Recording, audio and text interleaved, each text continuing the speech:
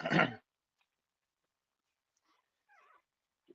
morning, good morning, good morning.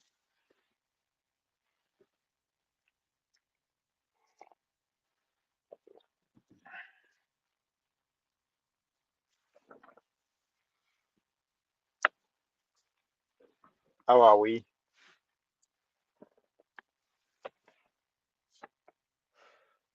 Mm. The weather might look nice, right? The sun hitting me directly in the face. Don't be fooled. It's freezing outside. It's freezing outside. Probably because the middle of nowhere. And anyway, welcome to Honor Politics. As usual, now we talk politics and policies and everything in between. So today, Sima guy, talk about what I'm observing. Mm, might not be 100% spot on, but I think you're paying attention enough, you know, you understand that there's, I don't know, deliberate. However, I can't explain pretty much why what is happening, but it's as if everybody is in line, regardless of your party, regardless of your beliefs, you know, everybody kind of, you know, just either just keep quiet or just stay out of it or just, you know, get along. But the obvious one for me is when Bala Mohammed,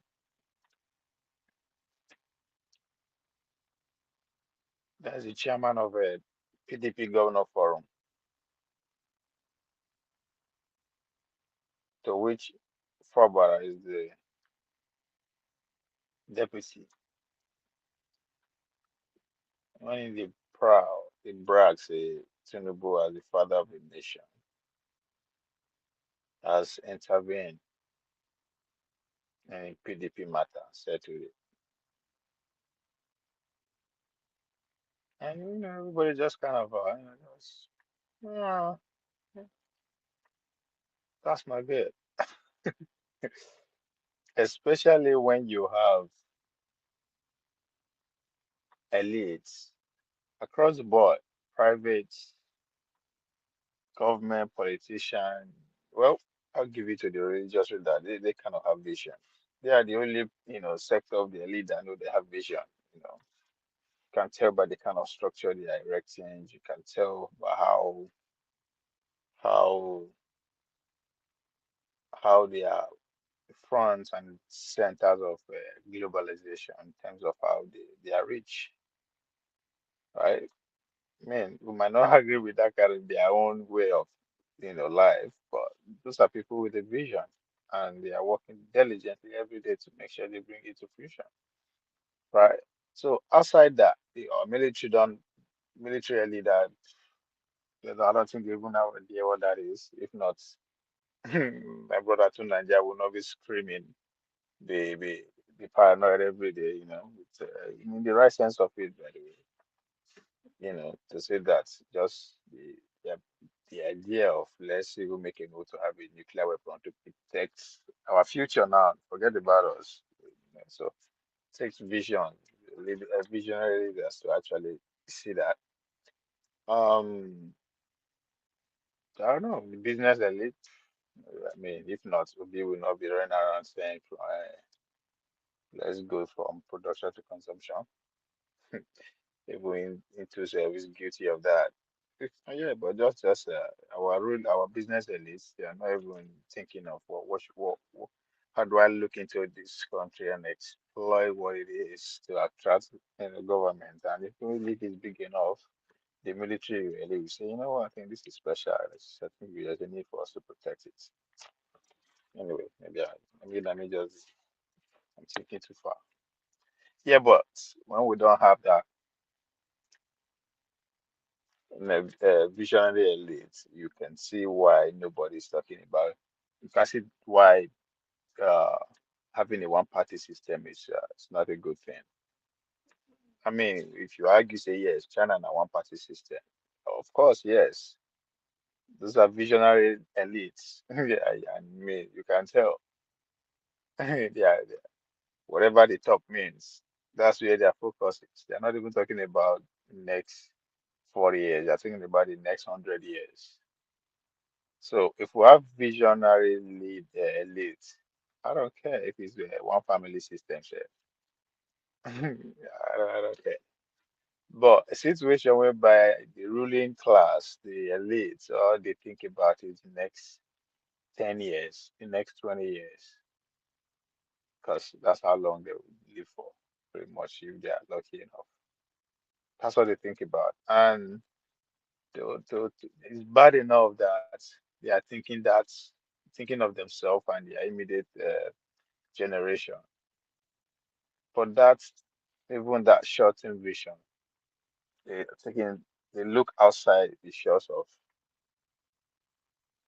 the country, right? Their dream is to at least have a suite in Baham Haraj. What do they call that? A seven-star hotel in Dubai. Their dream is to have a store, to have a penthouse in Dubai, Manhattan, in London, central London. I mean, Monaco is another thing that will not pay attention to by the time somebody actually shine, focus on how Nigerians are running things in Monaco, then maybe we understand how our elites are living or behaving the way they are behaving, right? So that's their goal, just to be among those ruling class of elites, which no matter how they try, they will still be look them as if and shit. All right. So that's the danger that nobody's paying attention to when we allow APC led by Bola Tinubu just gradually just pretty much bringing everybody under his fold. I mean, how can opposition leader, the biggest opposition party in the country, officially for holding a world press conference because that's not the new thing be that. Everybody had a press conference they call, and this morning in our own corporate they are calling press conference. That brings me to this issue of Yacht too, right? There was never a debate within the house why, how they arrive at that, how to that money take enter the budget. Nothing. There's never they were all just keep quiet. Then all of a sudden they're all in the press conference that the money has to be transferred to education, and everybody just, we all seem to like nobody's running between the line. Like where are you position? Right? So everybody quiet. In fact, if there are individuals among the politicians who are speaking out, let's say, are even people from within the party, Ali Ndume, for instance. So we don't seem to pay attention to what is unfolding. Everybody is busy. If you go to a lot of the young people's space on Twitter, they are talking about protest, protest, protest. How tell me how successful that protest is going to be when all the ruling elite are on one accord. You go just dey shout, shout when you tire, you go back. And every unsuccessful protest embody them more.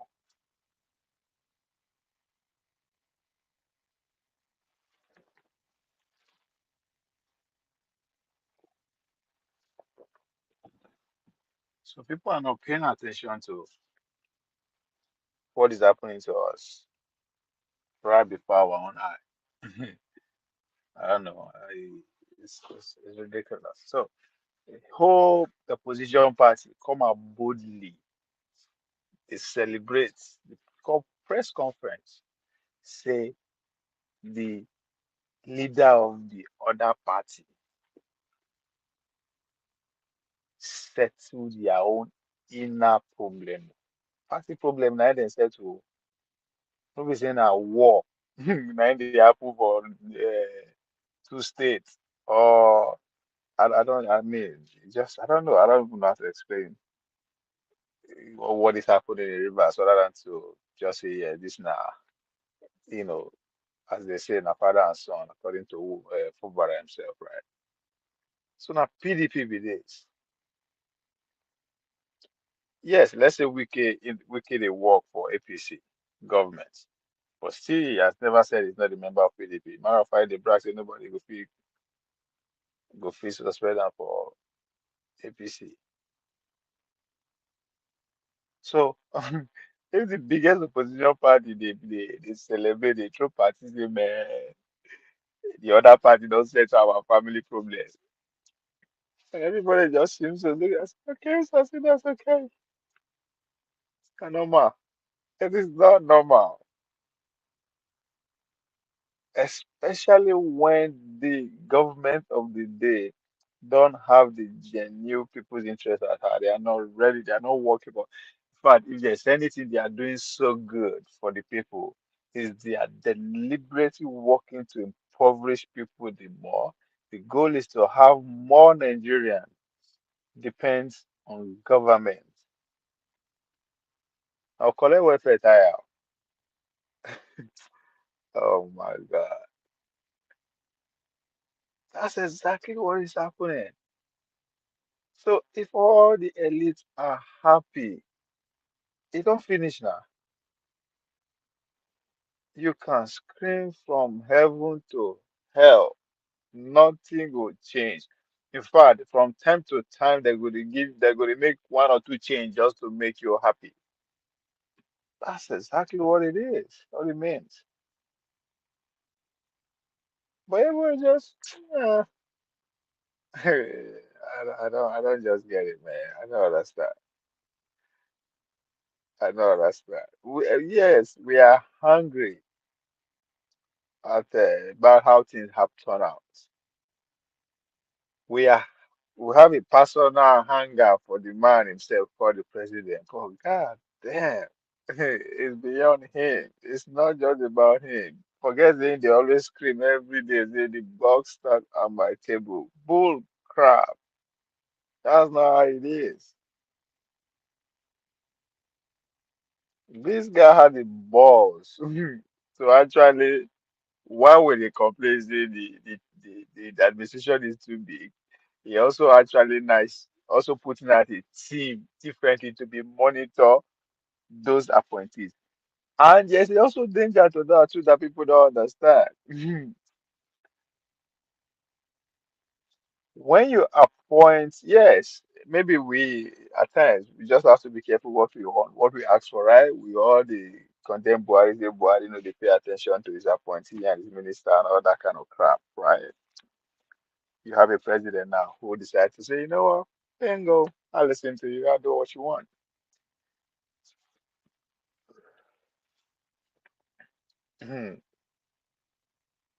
Before I think I needed anyone to fact check me on this, right? Go and study the rise of Joseph Stalin to power, arguably one of the most successful dictators in the first century, right? But how this guy, other than the fact that he appoints all his subordinates, all his loyalists to key position of the country, yeah. Does that sound familiar to what is happening now? Huh? All right. Okay. Other than that, he also form another team, right? Team of subordinates who monitor those loyalists anytime act act of instruction out of place, they will replace that person sharply. That's why he was able to grip the whole country and really for that long. And as I said, Gabriel, one of the most successful um dictator in 21st century. So anybody can try and partake me on that. Does that, sound familiar to what this Bala is held in as a team of when Bola Tinubu they brag during the 2 days ago retreat that this Bala we held a team that will monitor anybody who doesn't perform. If you perform, kudos. If you don't perform, they review and if you're not doing well, bam. And everybody seems to be like, ha ha ha. So that's a good thing. That's because we scream. We were so focused on what was that Buhari, why he wasn't, you know, being a watchdog to his appointee, as if as if that's possible. How the heck do you want me to monitor everybody, knowing fully well that most of these people where they work for me now, you just push them to me. There is no way president can, single-handedly know every single person, every of your appointment from the inner cabinet to the Senate and special assistant. I say, no way. I don't give. I don't care who you are. Now people they donate all those kind of people come give you, and I think if you again they paying attention very well in Galilee, right? As the Galilee is the president's spokesperson, the brag say that they appoint the Tinubu reject where there are some things when they make the headline when they make news that things like Tinubu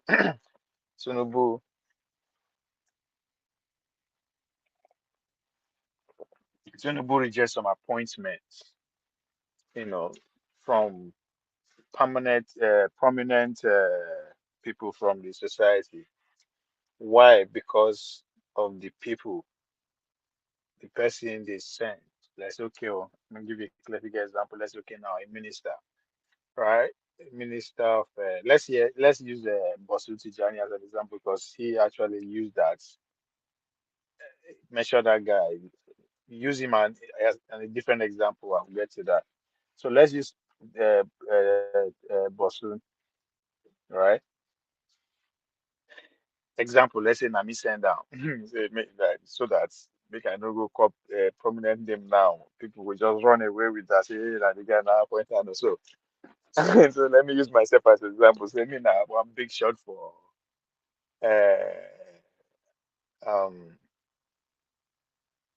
should I go for himself for Google, right? So and I don't know, due to one role or the other that I play for your emergency as president or whatever, I'm just trying to lobby, just however, so, but say I have it like that, I get that can pass. So, and I say, okay, I will, s- I will nominate somebody in your cabinet to be the minister of what is Tubosu self, digital economy, right? Tubosu was after pandemic, it's after pandemic, right? So now, what Ngelele was saying is Tinubu will look, regardless of who I be, right? So it doesn't matter who I be. If that person that I'm sending, if Tubosu is not qualified, it doesn't mean he's qualified. Already actually, based on what he has done professionally and who he is and all that, if you know meet the requirement for that position, regardless of who the nominator, who I be, who the nominator, he will reject it. So he was bragging that things like that don't make the news. So not be everybody, contrary to what people are saying that oh Bolatin way they just they appoint every Tom Dick and they say no, they actually qualify.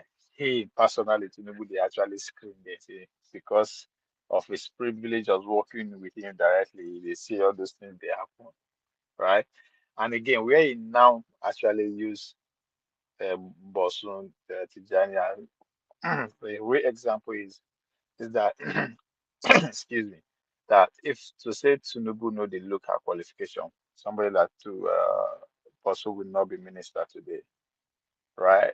He was trying to say that he picked Bosu because of his qualification, his brain, what he has done, what he has achieved, and blah blah blah blah, and all that kind of stuff.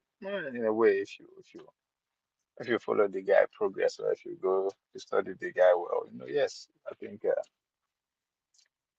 it fits the example that Ngelele is trying to give. But let's say we give it to him at that. But on the overall picture, nobody is everybody just kind of like, so it always one thing.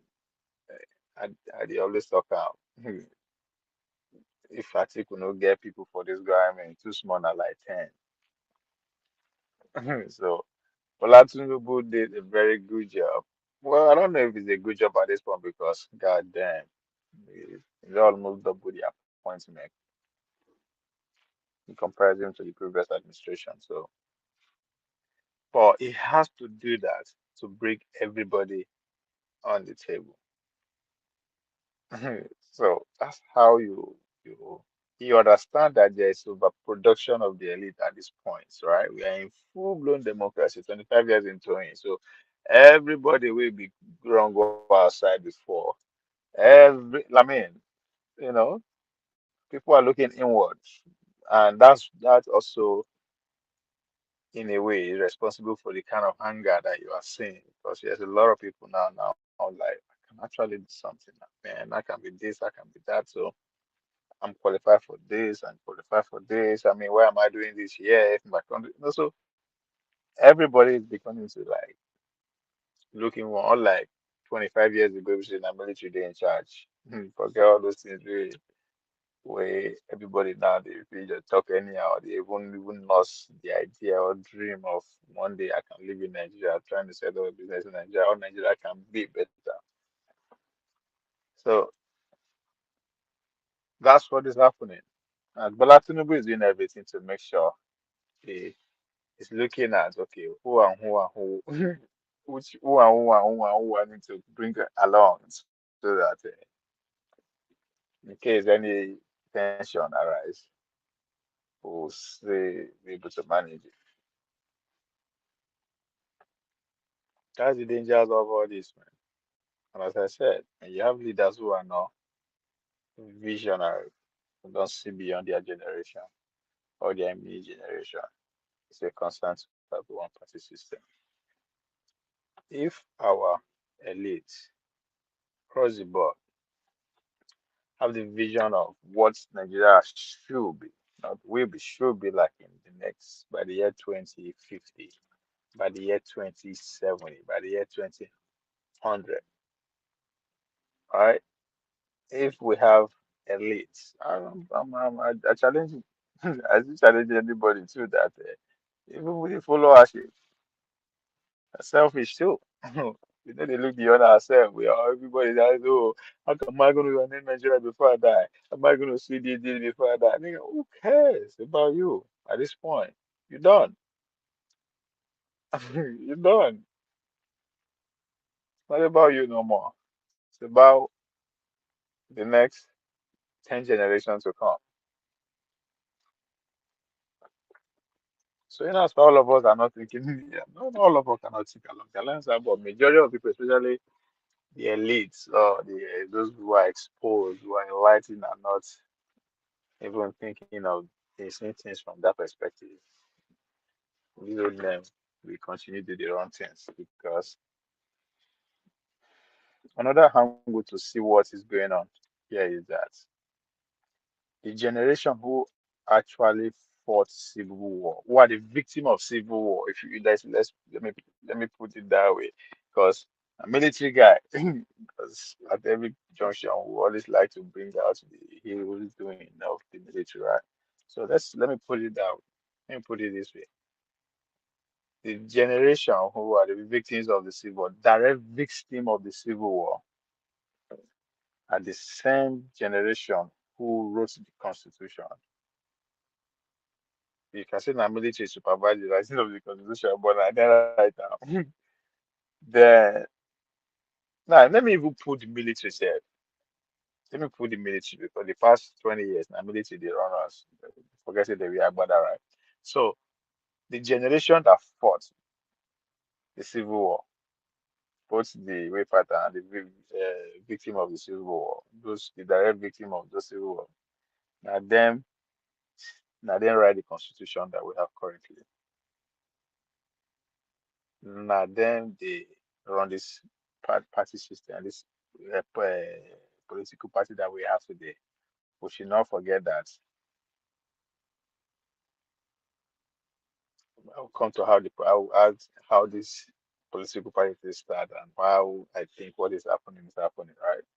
So we have this generation, this one singular generation, who pretty much are in control of our infrastructure, our political infrastructure as it is, business, however that is in our control.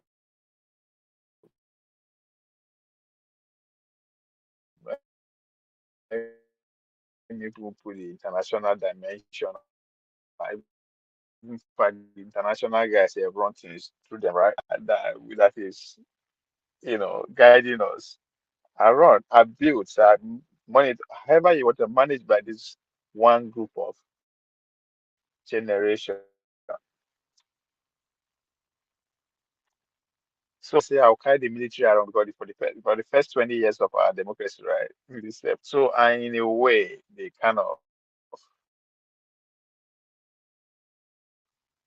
they scared the only one way they know now, go.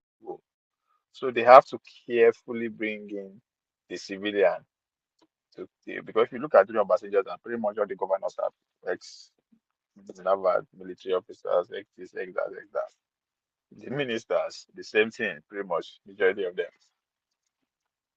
So now, so the guys that who actually fought the military, where the military guys scared away, and a lot of them would not believe that this Fourth Republic will stand.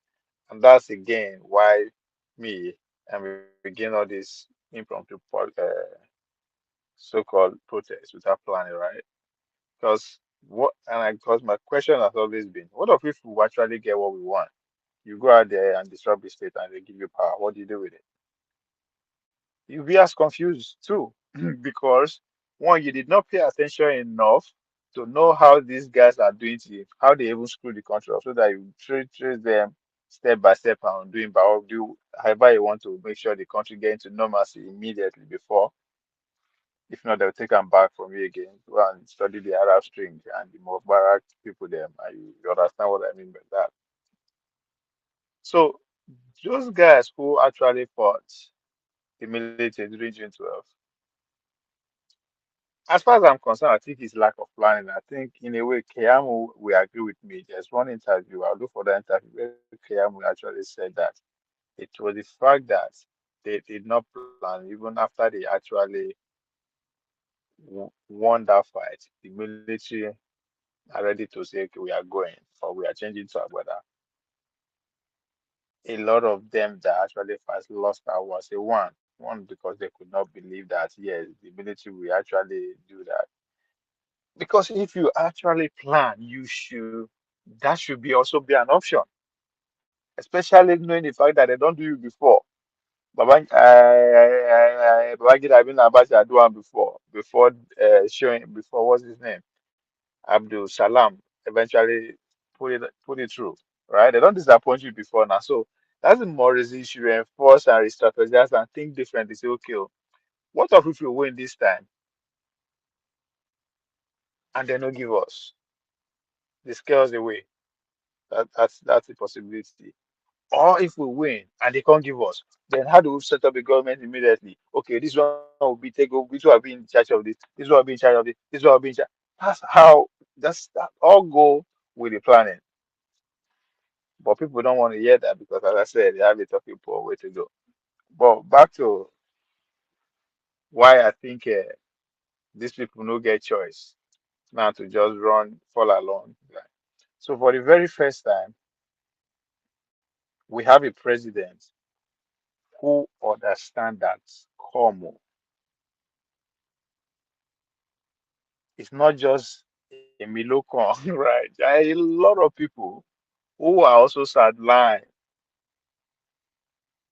right? Who will say, come on, this oil farm, this time around, oh, na my turn, oh, na my family turn, oh. This financial, like, it goes on and on like that. So we have a president who understands that come on, for me to actually even govern successfully, I have to find a way to appease these people before it get out of hand because there are a lot of people, there are a lot of even local out there on the street front. Every nook and kind of the Ghana, every region.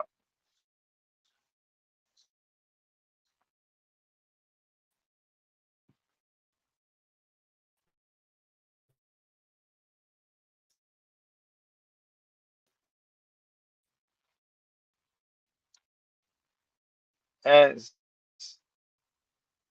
the bogus cabinet that you are saying. Now, talking about how why I say the party from the party, make no forget when the PDP at the initial stage, for instance, now PDP and every other party. Now, the only opposition then that even strong, kind of, if we say okay, they are kind of effective compared to what we are seeing today, like PDP, was still the likes of AD or AC, still led by the Tinubu themselves, right? They give PDP their sleep years, anything like sleepless nights among partner them, but they're very small within that surface. Now even Afghan no even strong like that, but they're allowed. And fast forward to today, that now that opposition party, right, called AC or AD, was smart enough to just keep making deals, keep working, making deals until they were able to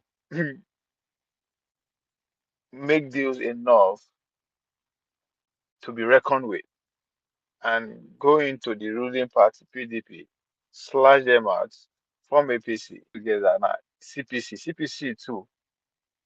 It was yes, now opposition party, but it's not that it wasn't as effective as the AC or AD at that time because you never get any party, right? States, but they get followership. Now, so when they take over after the formation at them, hence Buhari, hence still the everybody the verse Tinubu was putting Buhari member. They no say na him party loyalists. People deal with Arab from day one and him they put there. But so he no understand because he has a military background to the way of things he knows he's blind to those other Emilio cons in every sectors of the country, every power block, every say, okay, now there are a lot of civilians out there who are everywhere who are qualified for so many things, but there are nothing for them to do right. Hence the overproduction of the elite that I'm referring to. But now it's not common for CPC block now to AD. Because this is the power of genuine opposition. Because these two power block, in a way, you say they are opposition. Because when it comes to presidential election, whether you like it or not, you have to be reckoned with the CPC. Say they go bring numbers out. How do you navigate around that number now? And I'm gonna give you the victory that you want. That's what PDP did. We're able to do those 16 years that they run.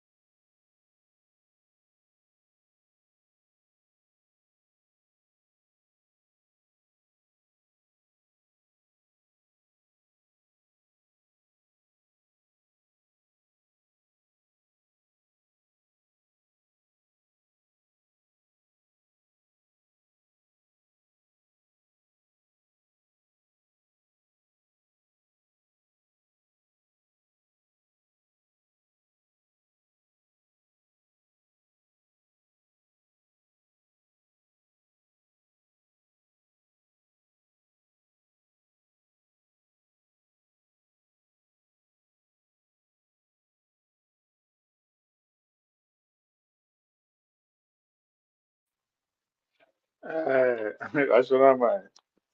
I didn't find no sorry, I just wow. Because I just sit down for inside car because I like the fact that the sun they hit me.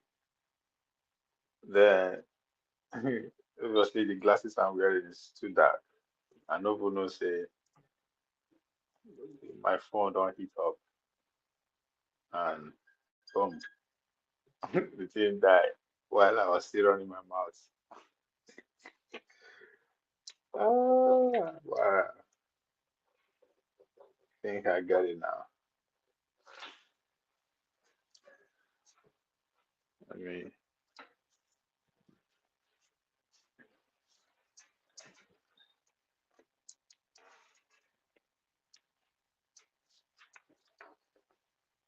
mm,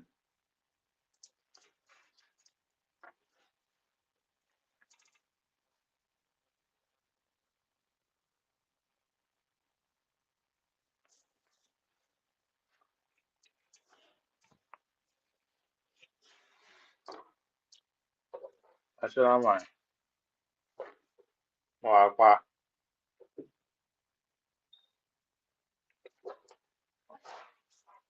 So I don't even know where I did with um my maybe put out the link. Okay, Ashwaraman wants to join.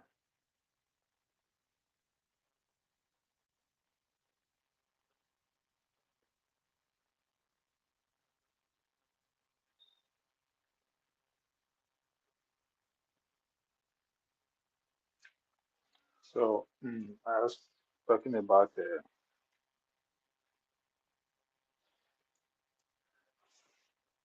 danger that we are in, that nobody seems to be paying attention to. How we are unofficially one party system.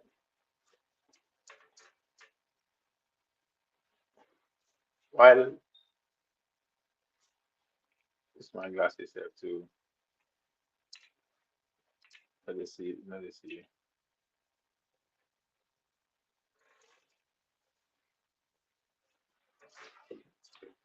Not like this my maybe let me play some videos to give more credence to what I'm saying.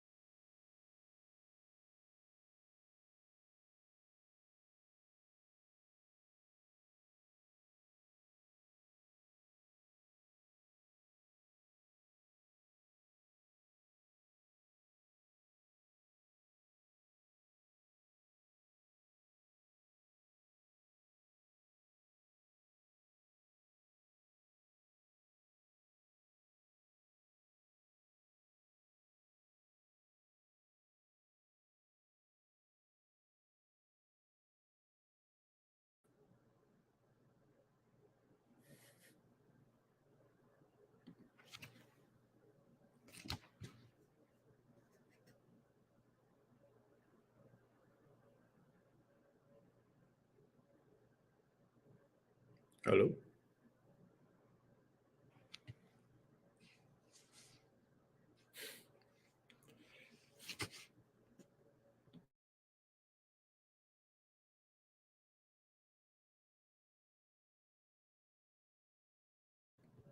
So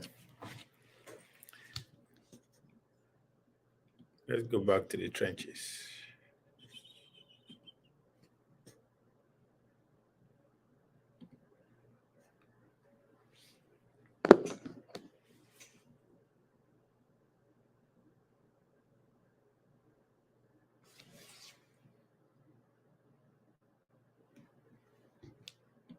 We had a closed session, if you recall, members of the press, where a very serious national issue was discussed that has security implication. That is the problem emerging in rivers. The president, in his usual leadership position, intervened, and then it would appear there will be peace in that respect. And so, in that talking, the governors of the PDP on their behalf, I spoke and extolled the leadership and expressing appreciation that all the PDP governors who had gone through the tribunal have emerged victorious. We know that is leadership. There was professionalism in the conduct and the way and manner they judiciary is working under his leadership. We know that is leadership. There was professionalism in the conduct and the way and manner the judiciary is working under his leadership. We know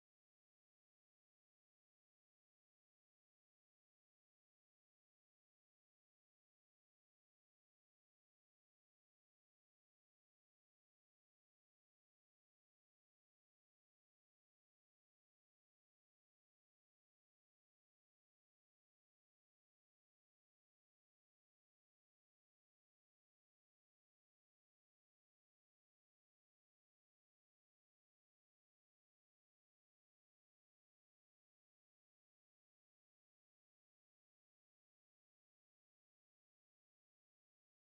professionalism in the conduct and the way and manner the judiciary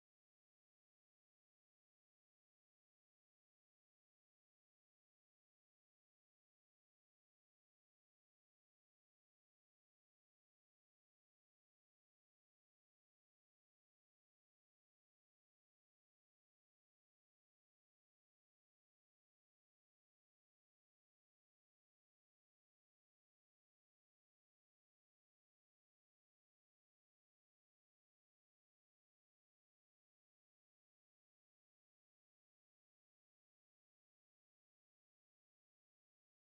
is leadership. There was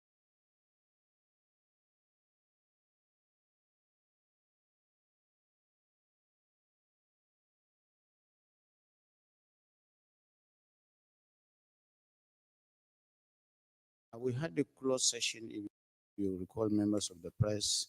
We had a closed session, if you recall, members of the press, where a very serious national issue was discussed that has security implication. That is the problem emerging in rivers. The president, in his usual leadership position, intervened, and then it would appear there will be peace in that respect.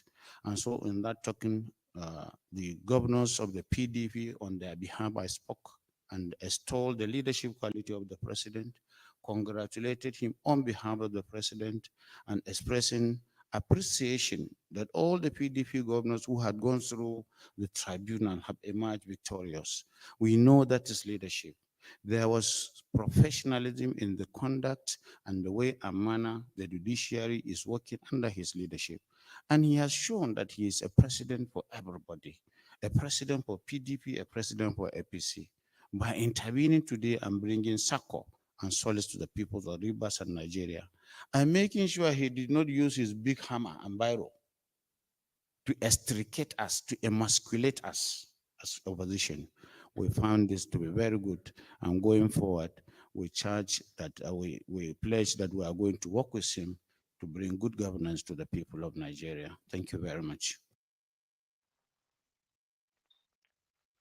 This is not good, y'all. So I've never seen any an opposition party they praise he praised the leadership of his opposition that is set to their own inner house problem. If that is not one party system to me, I don't know what the fuck that is.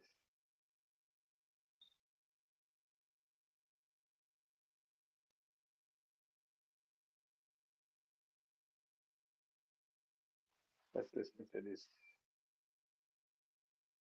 Discovered I got a flat tire and no one can help. It pays to be prepared. Keep this in your glove box. This thing is a after he fires you, but you're not going to be serving the Nigerian people if you're not performing on their behalf.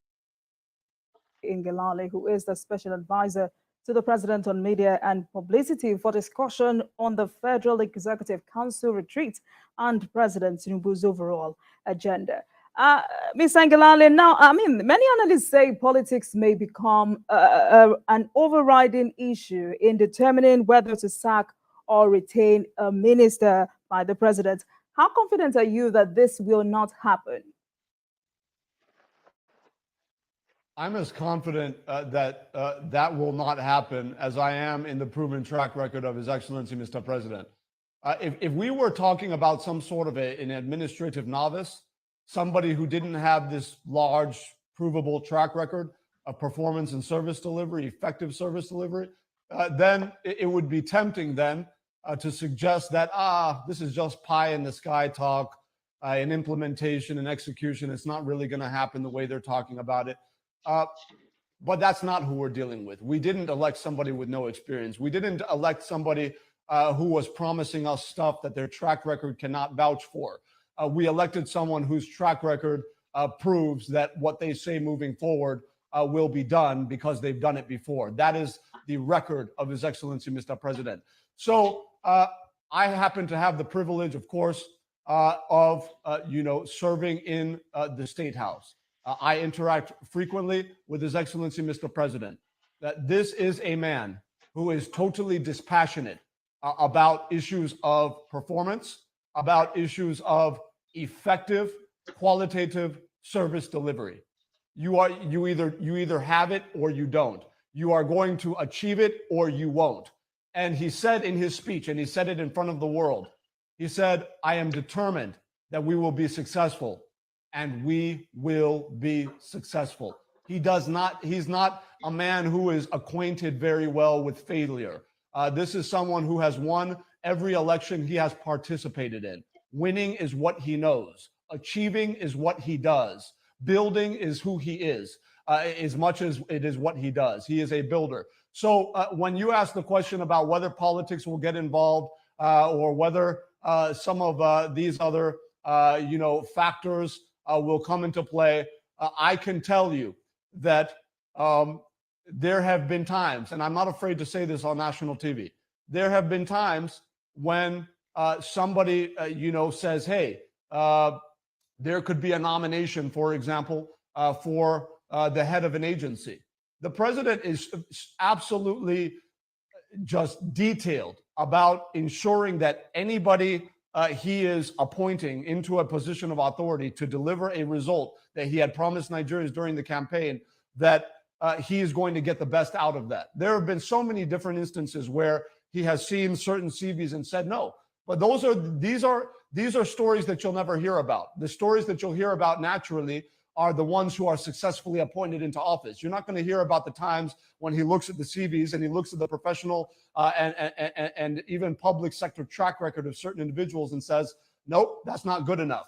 And by the way, sometimes those nominations can even come from very powerful people. So if it was about politics, if it was just about, settling some political ally or something along those lines, I can assure you that this administration would not have the kind of brilliant people that we see in people like Dr. Bosun Tijani and many, many others who have proven themselves around the world, who have achieved amazing feats on behalf of our country and our continent.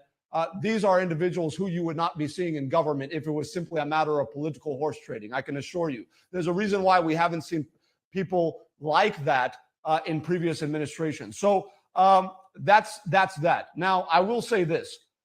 on top of the president's scrutiny of those who work within his administration, is also the fact that he has absolutely no tolerance for, no patience for, no threshold for failure. He does not tolerate poor performance in any form or format. I can tell you that even if you are someone who is competent in what you're doing, you know what you're doing a fairly good job generally, and you make a mistake, he'll be patient with you in terms of walking you through and making sure that you don't repeat the same mistake. But if it becomes a trend, he's not going to sit down and accept it because he likes your face. That is not the president we appointed. He's not going to be thinking, oh, well, if I fire this guy, then I'm going to disappoint his wife and his family. He's not going to be thinking about that. He's going to be thinking about 200 million plus Nigerians who gave him an opportunity to serve all of them, and he does not want to disappoint any of them.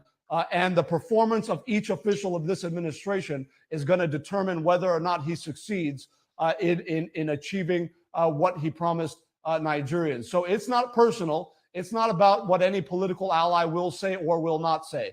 You perform, you stay. You perform, you're encouraged. You don't perform, you get fired. You don't perform, that's the end of at least the professional relationship. You can be friends with the president after he fires you, but you're not going to be serving the Nigerian people if you're not performing on their behalf. All right, then. So let's quickly talk about the renewed hope agenda of the president. How well is this being implemented, and what efforts is the administration making to reduce economic hardship in the country? Once you see what's in these two heavy-duty totes, you'll feel safer when the next disaster rolls around, because you'll know where you can get a survival food stockpile that's meant to last. These totes are designed to last for 25 years. Well, I think the efforts are pretty well known at this juncture with respect to the 15 million Nigerians that are ultimate beneficiaries of the conditional cash transfer upscaling that we've just launched through the Minister of Humanitarian Affairs. Of course, it's also no secret that we've launched hundreds of new CNG field buses through the presidential CNG initiative to obviously crash energy costs. And that's just the first phase of a much wider, much more robust national rollout of CNG field vehicles, as well as CNG filling stations across all states of the Federation to reduce the energy burden on our families nationwide. Then, of course, it's no secret that the president has put in place measures to suspend taxes on certain vulnerable segments of our business community. When you look at micro enterprises, you look at small enterprises, you look at medium scale enterprises, and even some large scale enterprises that deal in labor intensive sectors, the president has outrightly suspended certain taxes and levies on them.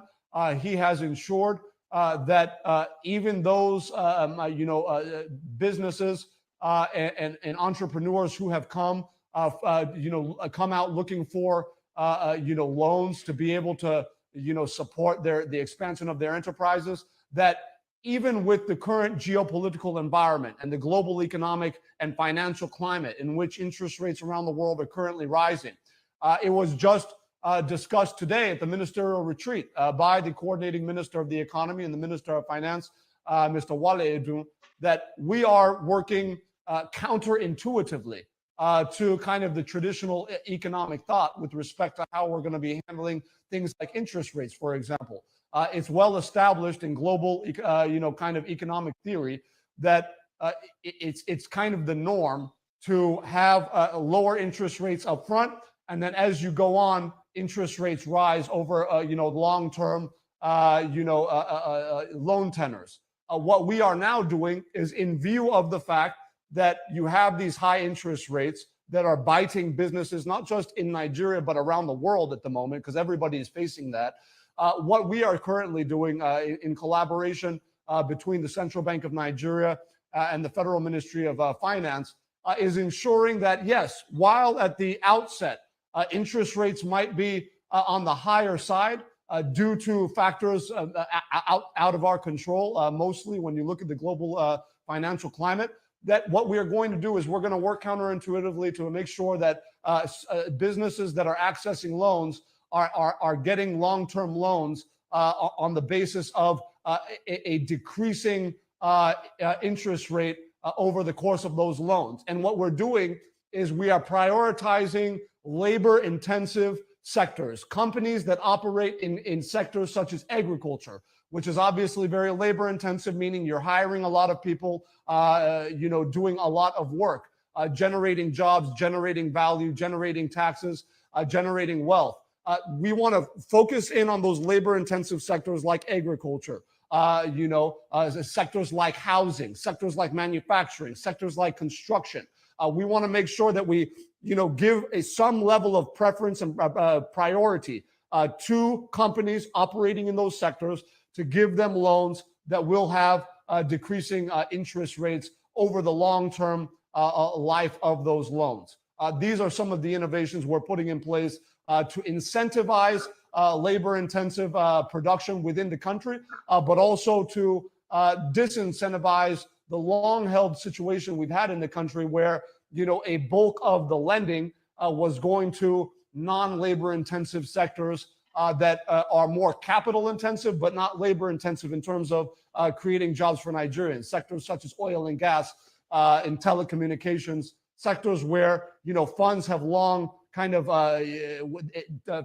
funds have a way of just going into those sectors. We're saying that no, we need to diversify it. We need to prioritize those sectors that will create jobs for Nigerians and Nigerian families. And that's going to be the focus of our administration moving forward, even though we are not actively disincentivizing lending to some of the non-labor intensive sectors in the process.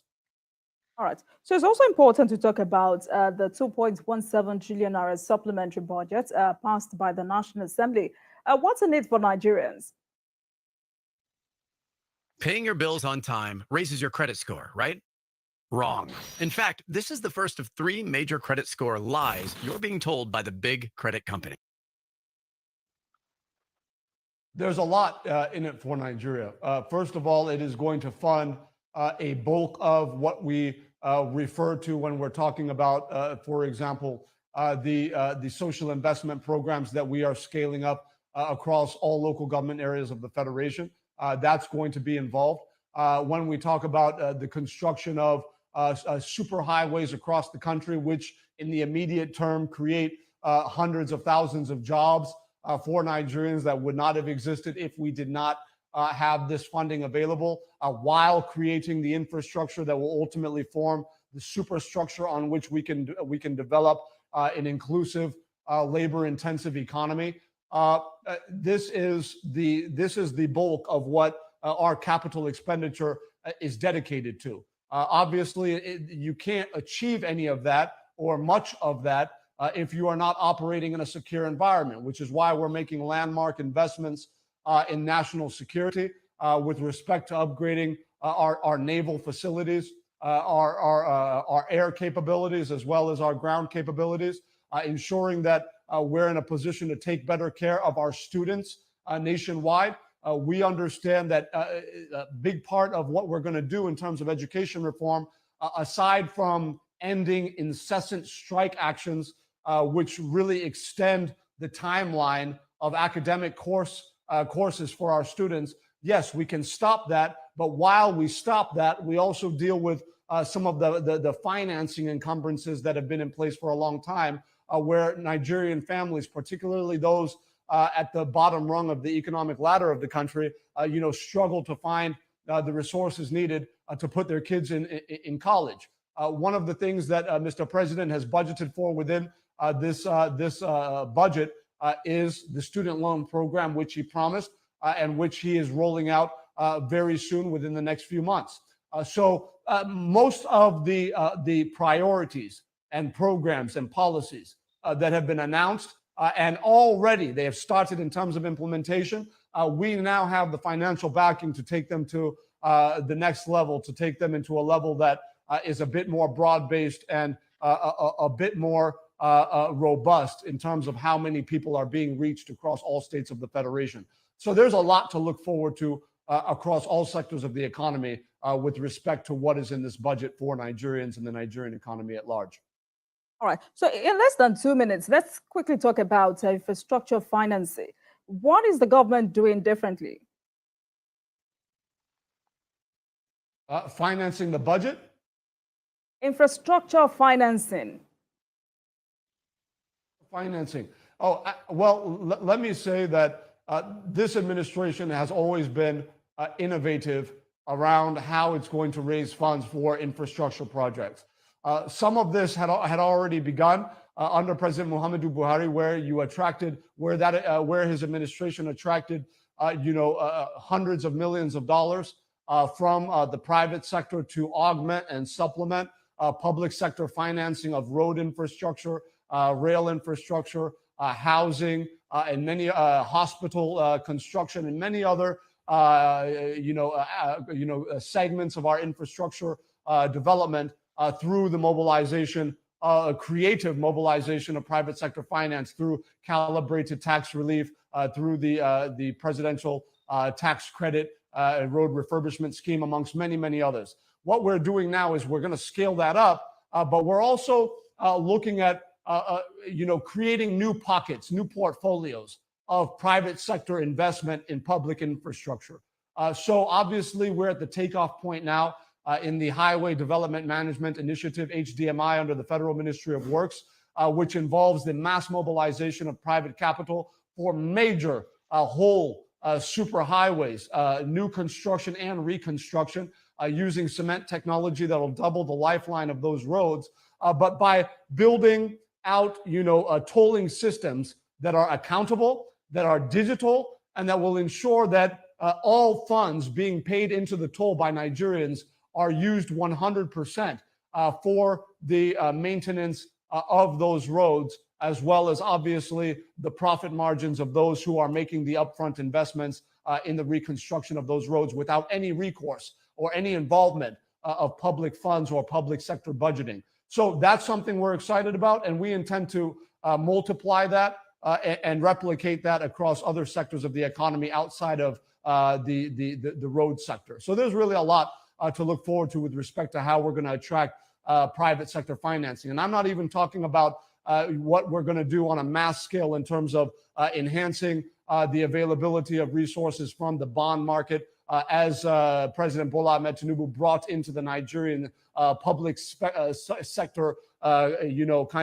psychology with what he did as governor. We're going to be able to replicate that on a large scale nationwide as well. There's so many things that we'll be rolling out over the course of the next weeks and months with respect to the mobilization of private sector financing for public infrastructure, in addition to the prudent spending of available public sector finance for public infrastructure. So it's going to be a handshake, and we're going to execute under the very watchful and diligent leadership of His Excellency President Bola Ahmed Tinubu.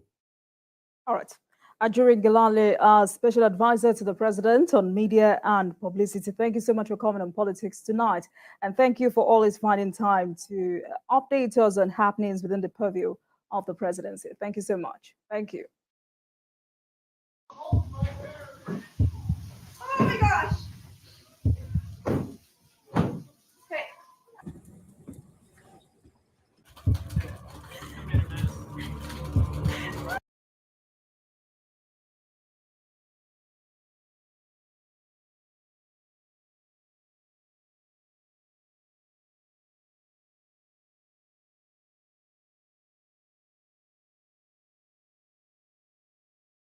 As enumerated by a most qualified and respected moderator who has comprehensively gotten us through.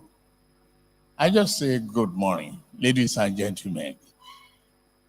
It is a great morning in Nigeria, and I am humbled and happy to stand before you on this retreat, but forward-looking determination to embark on very strong bold endeavor to rebuild our country's economy and our people's hope renewed. Thank you very much for your attendance. With strong determination, we have brought together the best brains, the best hands to navigate the future of this country.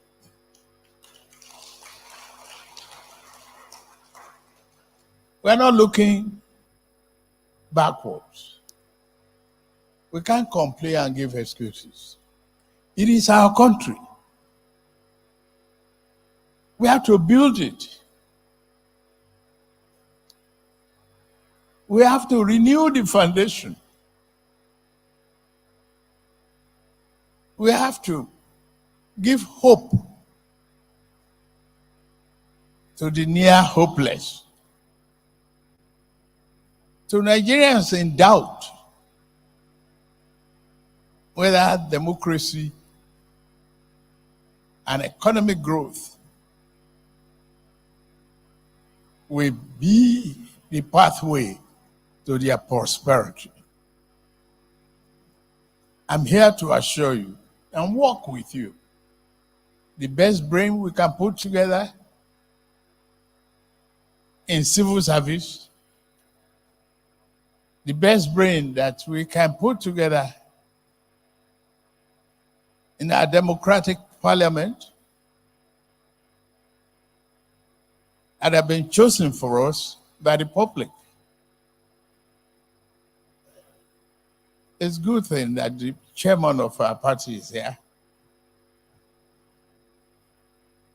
But the president is the president of whole.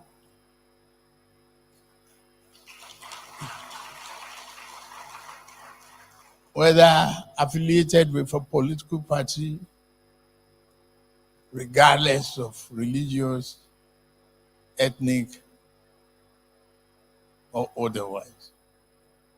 We are one. Like I stated before, a great Nigeria is possible. And a greater Nigeria will come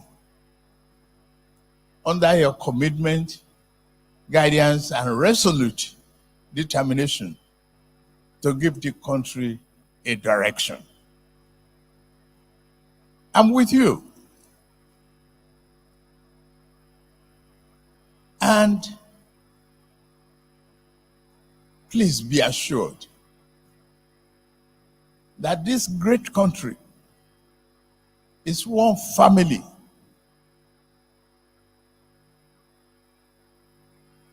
In one house, geographically located, partitioned and living in different rooms, but we are all one family.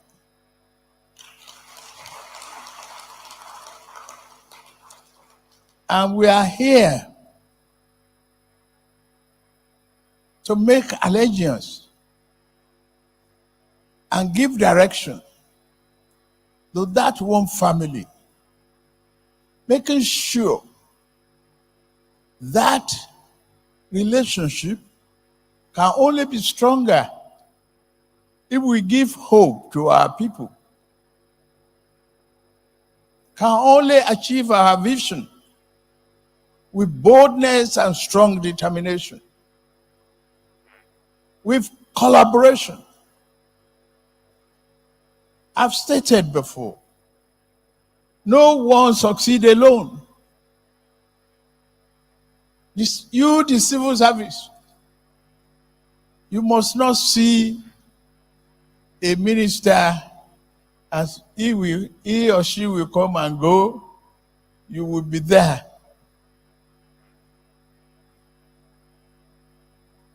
You must make a positive team for the good of this country. Yes, I admit and I accept the asset and liability of my predecessor.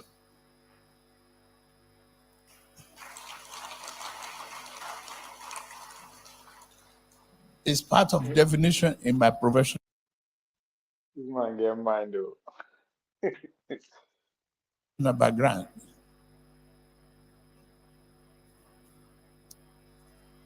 But you are in this ship.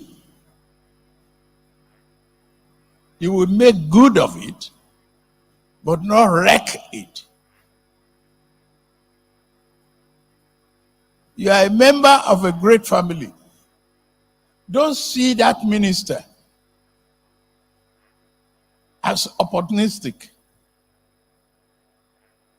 See he or she as a partner that we must take this ship forward, navigate it through turbulence and clear weather. We are lucky we have a nation. The challenges are all over the world. You can see the chaos all around you. But be focused, like a man driving in the tunnel. Don't see the sky. Don't look up. Face your direction. Be committed to the value and principle of result that will affect you, your neighbor, and the entire nation. We've spent the last 6 months reviewing and evaluating ourselves. We've come a long way, but we set the agenda. Healthcare is a priority. Education of our people is a must. No weapon, no other weapon against poverty than education.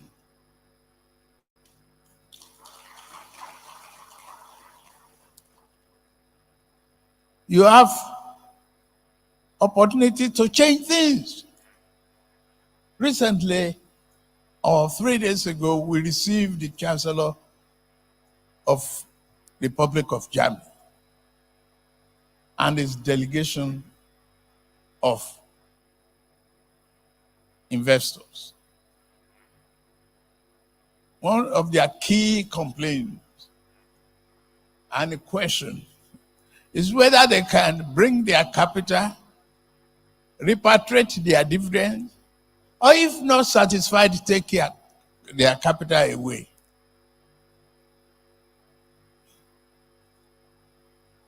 Trade and investment was called upon by me to explain further that those obstacles are gone, never to come back again. We are open for business.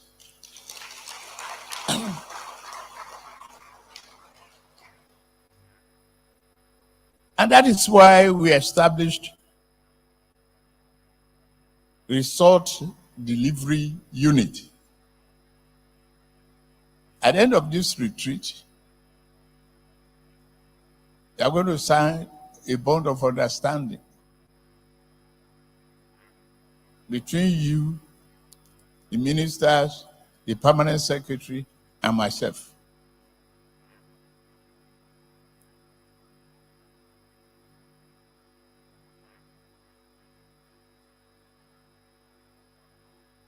If you are performing, nothing to fear.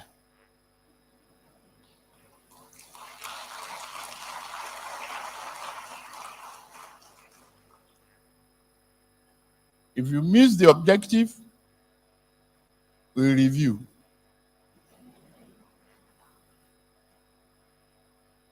If no performance, you leave us.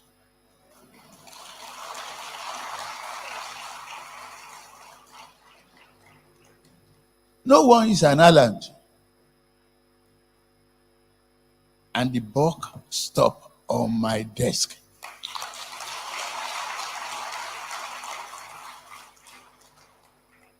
No, I assure you, you have a free hand. You must be intellectually inquisitive to ask how, why, when, and why it must be immediate. You have responsibility to serve the people.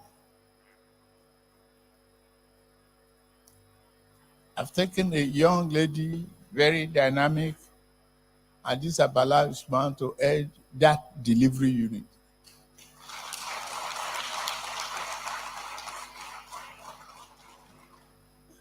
If you have any complaint about her, see me.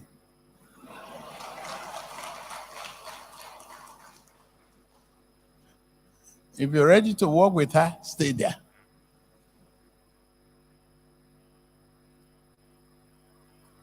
Delivery, yes. We must achieve it. For the sake of the millions of the people. Yes, we are talking about the population of this country. What do you do with it? Make it an asset or a liability. Focus on its progress and come up with bold endeavors. We have great talents around the world. The biggest intellectually sound country in Horn of Africa. Yes, we have challenges in SAA. We have challenges of climate change.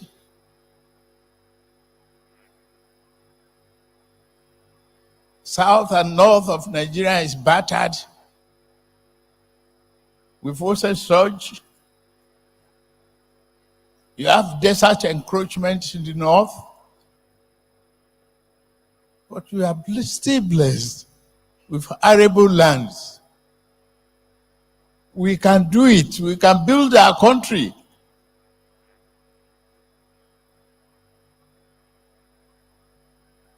It's not about theoreticians. It's about practical determination and focus, evaluation. Yes, it is our country. We have no other one. Let's be proud that we are Nigerians. Now we can do it. You can show leadership. We can fight to make democracy a lasting reference for the rest of Africa. Don't be afraid to take decisions. Olivier. But don't be antagonistic of your supervisor. Olivier, where are you? If they are wrong, debate it. I stand before you and I've claimed several occasions and I'm saying today again, Listen to your president for one. as the president, I can make mistakes. Point it to me. I will resolve that conflict, that error. Perfection is only that of God Almighty. But you are there to help me succeed. Success I must achieve by all means necessary.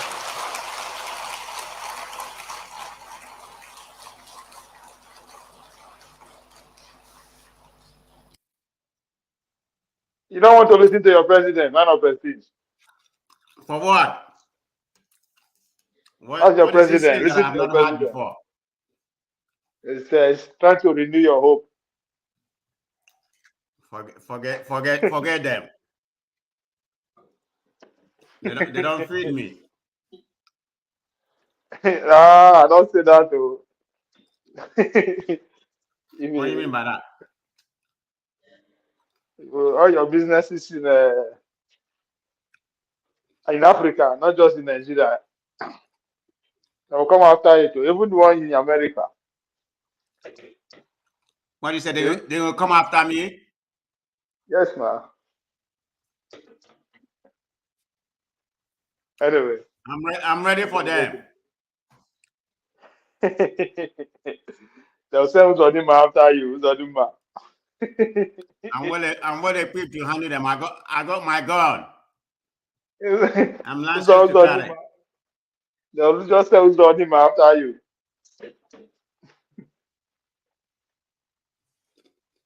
What's going on?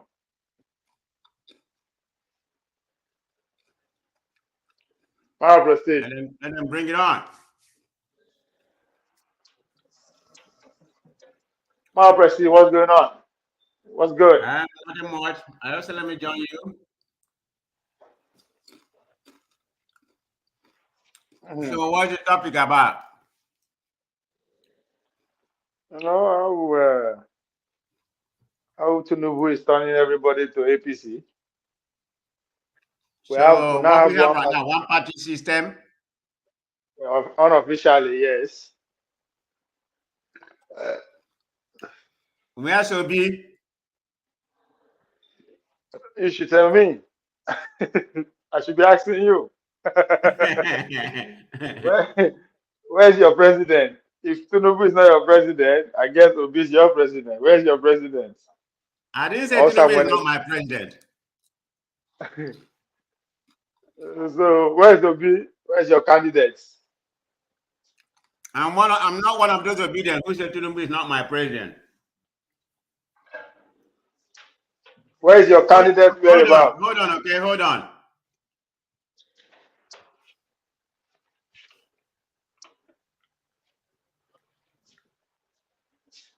Hello?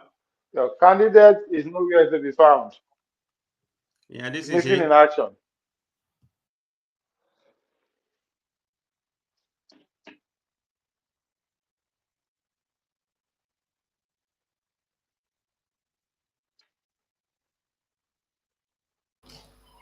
We have great minds, great intellectuals, great intellects, and all that we need.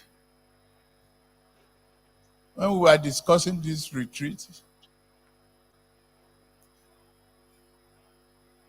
I said, other than members of diplomatic corps to give us goodwill and inspiration, don't invite any foreigner to give me a lecture about governance.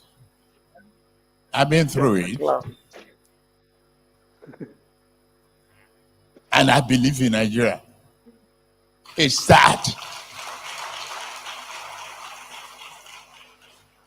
started from the day I was sworn in. The bold endeavor is only achieved through courage, determination, and focused leadership. We are going through the reform painfully, and we still have other challenges. Don't be a clog in the wheel of Nigerian progress.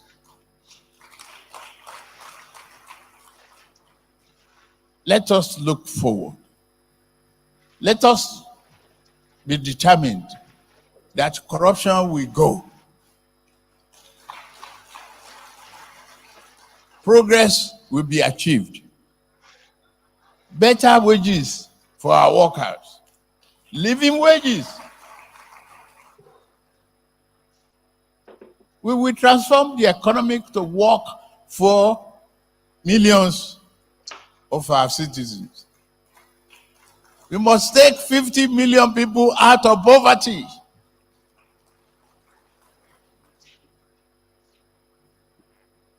We must build healthcare that works for all. Look around, don't be wicked. Look at the standard of education. Look at the classrooms. Look at the roads. We can only spend the money. We will find it. We cannot spend the people.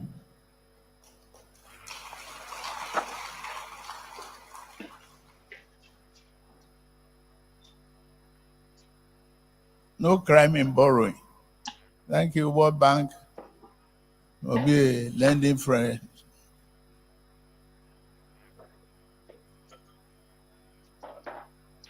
But let your achievement be homegrown. The determination that Nigeria can do it is here. If it has not been started 6 months ago, we are here to switch off the light, make you included, all Nigerians included. Our path for tomorrow is charted for our children and grandchildren. Don't be selfish about it. Poverty is not a shameful thing. It's only unacceptable. And we have to banish it because it's unacceptable. Let's work on other identifiable areas. Because a memo is submitted to you doesn't mean that is the end of that matter. Think through it. Be inquisitive. Ask how, when, why.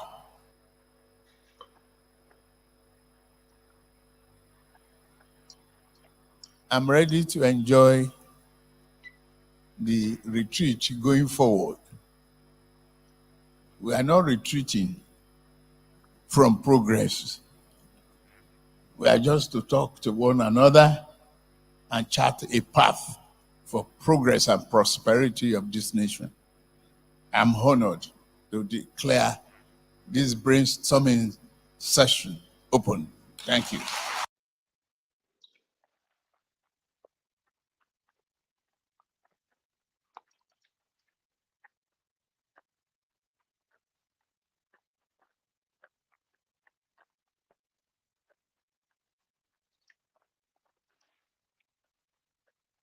Our Prestige,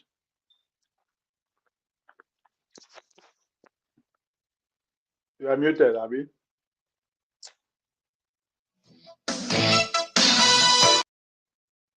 Our Prestige.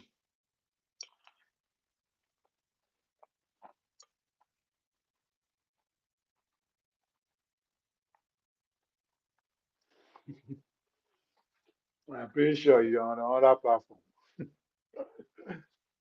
Mm. Who said he's proud to.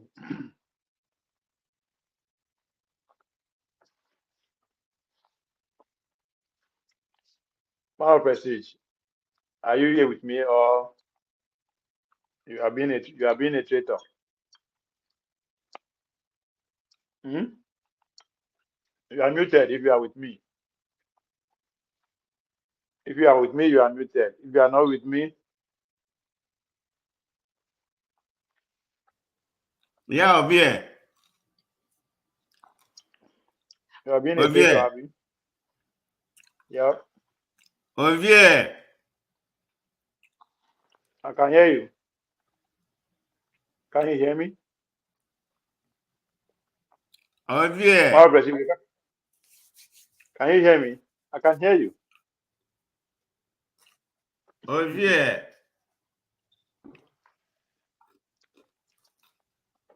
I'm hearing you. I can hear you, man of Prestige. I'm here. I can hear you. Can you hear me? I can't hear you. I can't hear you. Oh, that's strange. But I can hear you clearly. Can you You hear hear me? me?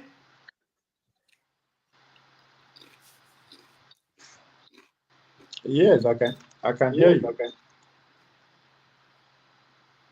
Can you hear me? Maybe I need to go. I I can need hear to go you. I in can and hear you, hold but on. you can't Hold hear on. me.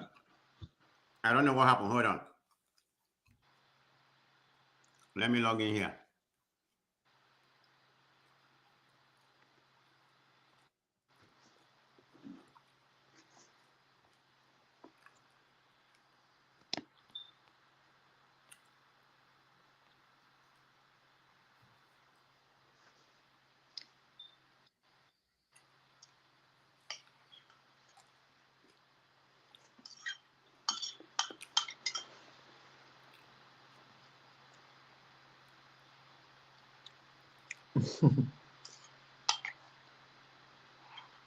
It's strange that you cannot hear me.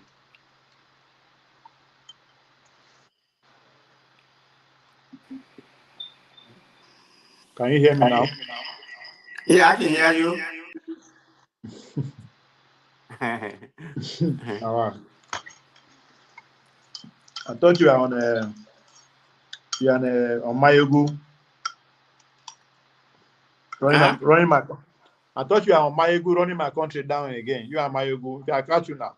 The day I will get. The day I will catch you on Mayogu. I've not been to Mayegu in a while. I mean, it has been almost about 2 or 3 months. I mean, I don't go there, I listen every now and then. But the last time I was on live, I've only been to Mayegu in my lifetime twice.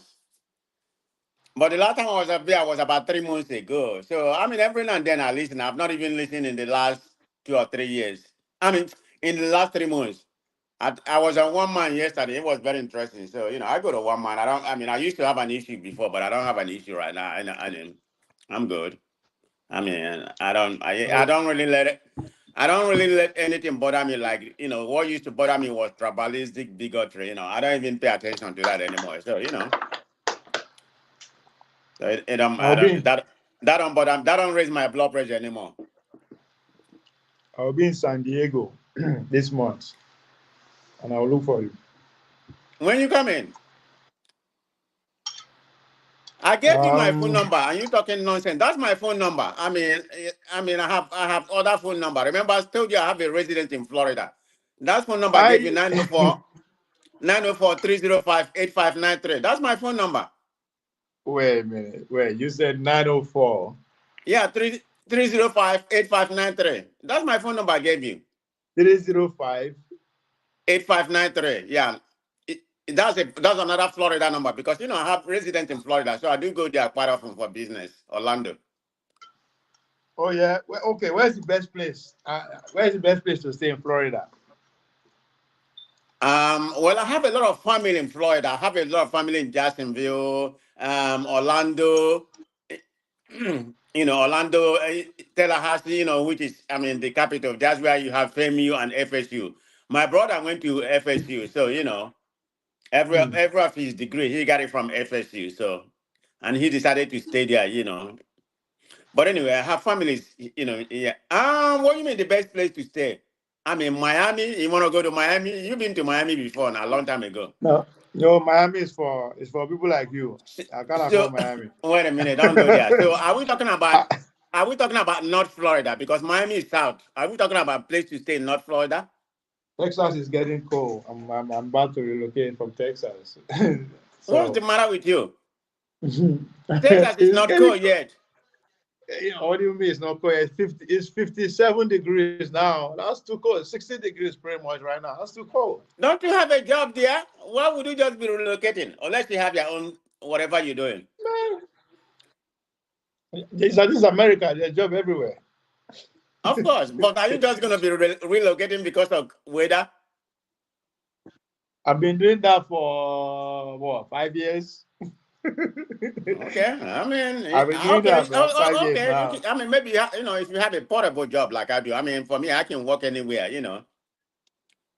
Yeah, okay, I see that. I be bricklayer. I be bricklayer. I work outdoor. I work construction, so I can do anywhere. That's true. I completely agree to that. Okay, I agree to that. So, but anyway, that's my phone number. Like I said, you can call me San, anytime. The one I San gave Diego you, is too San Diego huh? is too expensive. Oh yeah, it's an expensive California city. general. Well, the reason California why generally is the reason why I'm in La Jolla because my wife, teach for University of California, San Diego. So She a professor there, so that's why we live. That's why we live in La Jolla, because of this the university right there. That's where she teach. She been yeah. She's an adjunct professor, so she have that tenure there already. So, but anyway, that's why we live there. I mean, we are managing, but it's very expensive. It will be the last place I would like to live. But probably if I have to move, I'll probably move to Florida. I don't know about Houston. It's too many Nigerians over there. So I have I don't family in like Houston. Houston. Yeah, it's too many Nigerians. I mean, it's too many wahala there. I mean, it's not that I hate Nigerian, but it's too many Nigerians. It be like Nigerian village. It's just like Maryland when you go to. Yeah. That's why I like Dallas. But I mean, right now as I speak to you, I'm in Austin. Where are you? Austin, Texas? Yeah. Okay, how is it? I've never been there. I mean, I've been to Okay. Dallas, Dallas, Houston. So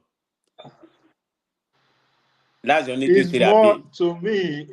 It's more like it has more. It has scenery like Atlanta, which is Oh, for crazy, real? right? In the midst of Texas, it has scenery like Atlanta in terms of all those hilly, there's trees everywhere. Mm-hmm.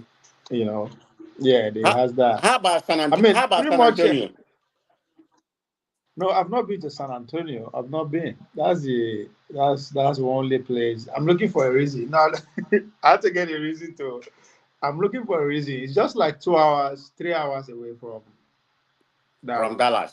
Even Austin is 3 hours too. 3 hours away from Dallas. Okay, okay.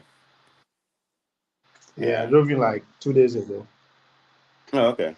You like it? Oh yeah, yeah. I mean, I just get bored in there. I'm tired of the city. I get Already? bored easily, so that's why. I was supposed to even go back today for work, but change of schedule. So I was Change your like, let plan. me just still, yeah. How about Hopefully Atlanta, next, where you was hopefully, before? I mean, I stayed in Atlanta for a while. I mean, it's not that I lived there, but I was there on a business when I used to travel. I think I was I used to be in Atlanta quite often when I used to travel with my job. I think sometime there was a time we had a project. We was in a project with one of the big company. I was there for about a month. Yeah. Hello.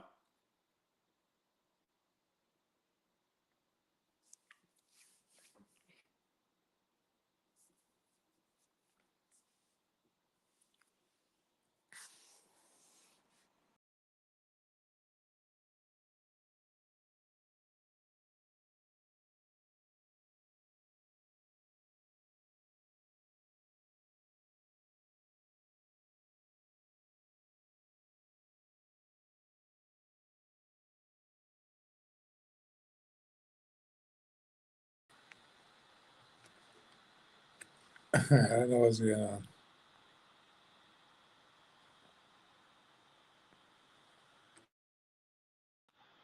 Can you hear me? Am I on Prestige?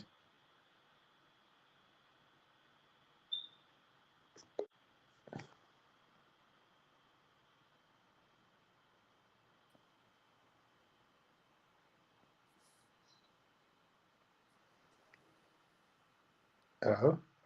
I don't know what happened. Yeah, it's my network. That's a disadvantage of living in the middle of nowhere. Okay. Mm. I'll drive from here to San Diego. I'm looking forward to that. Do you know how many days it's going to take you from Dallas? Less than a day, maybe about Yeah. 20, less than 20 hours. Right, right. Okay. Go stop and sleep somewhere like in a hotel. Nah, well, maybe I'm like 2 days, right?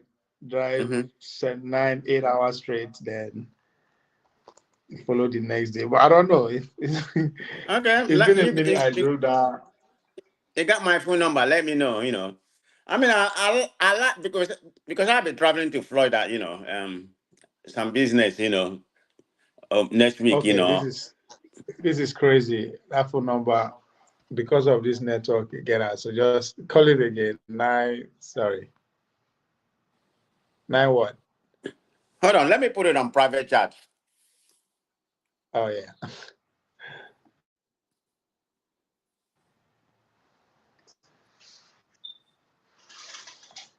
It should be fun.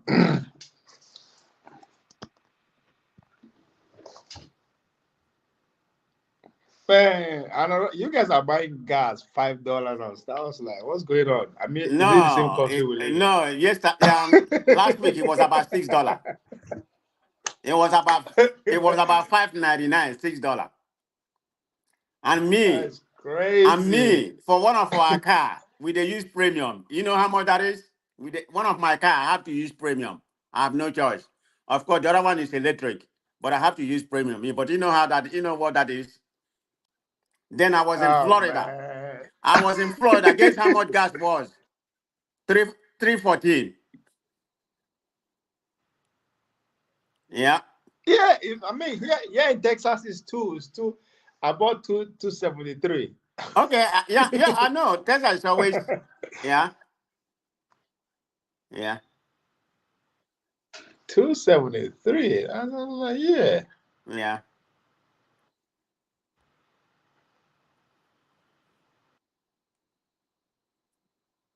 Okay. Look on the private chat over here.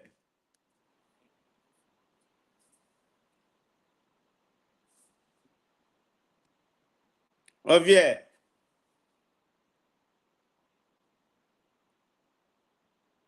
Over here.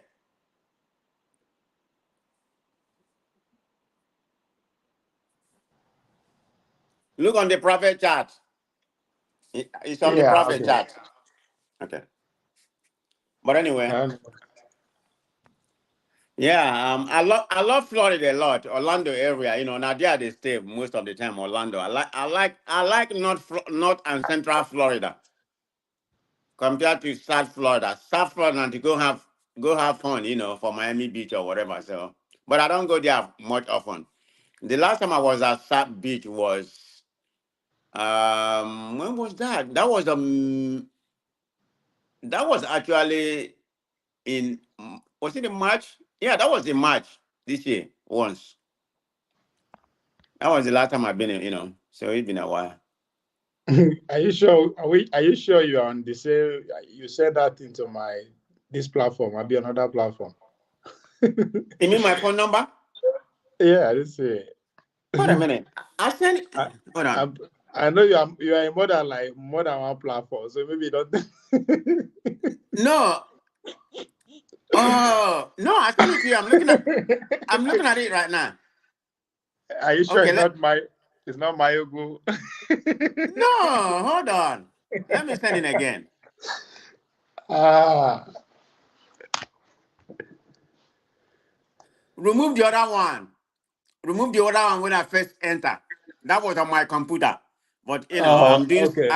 I'm doing something, I'm multitasking, so I was having problem. So I decided to go into my phone, you know. Okay, remove remove this one, the bottom one. Okay. Leave this one on. Okay. So let me put it again. Because I know you're doing multiple things. Yeah. Yeah, but the weather in Florida is just is I mean I love it. Maybe it's because it's Miami though. Now Well, tell me, but no, not Florida is colder because today in Jacksonville, yesterday in Jacksonville, the weather was like about 60, 40 something in the morning. Remember Jacksonville, Tallahassee, they are close to Georgia. So their oh weather yeah. is much colder. But Orlando is like maybe about 10 degree or 5 degree warmer, but it's cooler than Miami. Or five, sometimes 5 or 7, depends. But not Florida, Jacksonville and the Tallahassee. Tallahassee is close to the other side of Georgia, which is I think they have Georgia, Thomasville, Thomasville is Georgia. So they are close to each other. Their weather over there is always cool, particularly in Tallahassee. Yeah, it's like Florida, it's like Georgia weather pretty much because Tallahassee is closer to Valdosta. Mm. What of Vegas? I mean, Vegas is cool right now, but during the summer, oh my God, it's like 110, 120. It's like a That's my kind. Scotty. You know That's how my kind Dallas of weather. weather. You know how Dallas weather be, but it's more hotter than Dallas weather. It's like Arizona weather. That's my kind of weather. I mean, that's too much. 120. It's just like when you come out from air condition. You feel like you feel like you're on fire. You're on fire. Okay, look, check it again over here. Yeah, I've seen it. You don't see him? Yeah, Okay. but that's my kind of weather, though. I like I like it when it's hot, like No, that Arizona. no, that's too much for me. I mean, we probably have the best weather over here. It don't get cold. It don't get too cold. It don't get hot.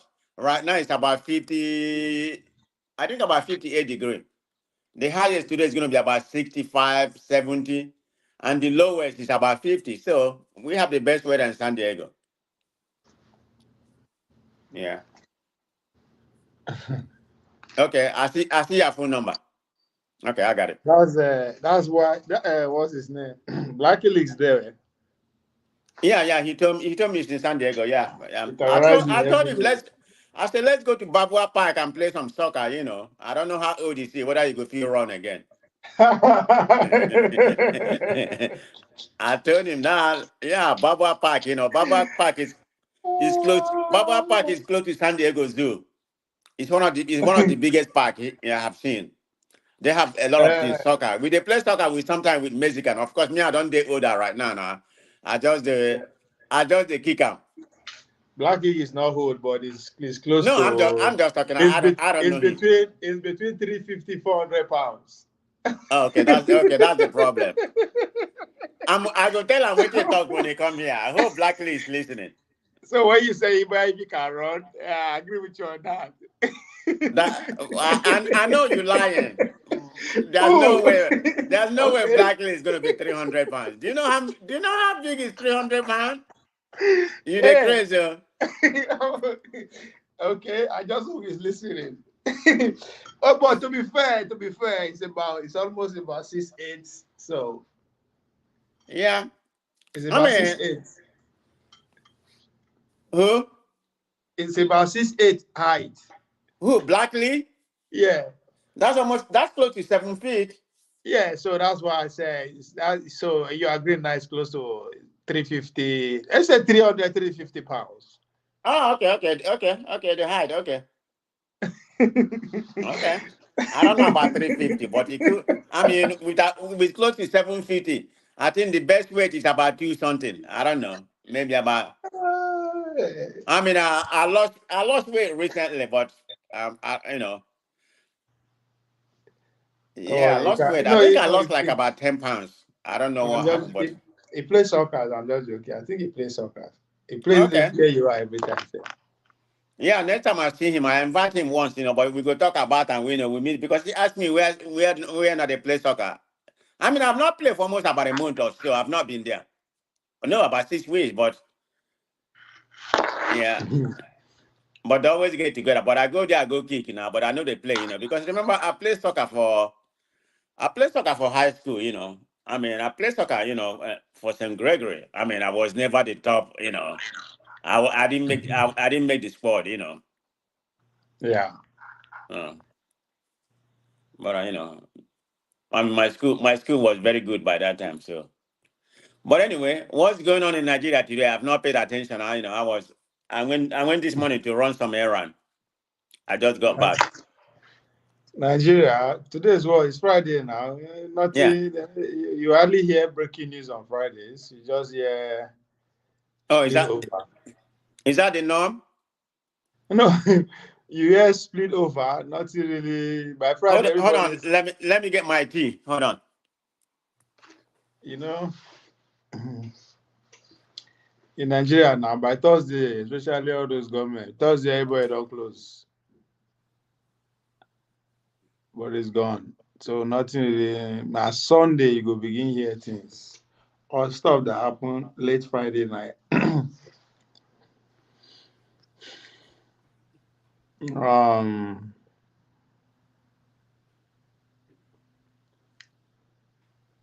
They just come they bombard us with all the money whether they share yacht, first lady, yes.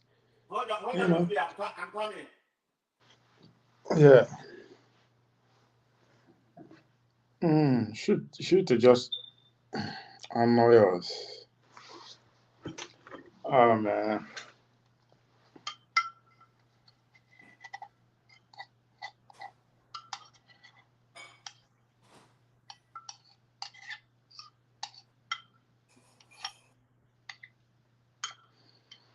Mm.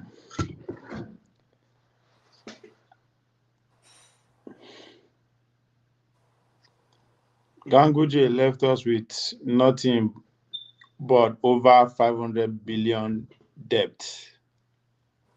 Story, story, story. So,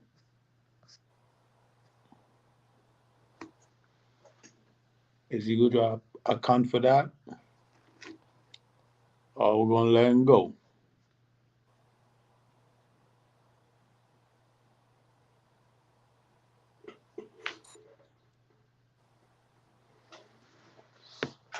Rwanda opened its door as President Kagame declared visa-free travel destination. You see, I don't say they know my plan. How could you go from Nigeria to any African country? They ask me for visa. They mad.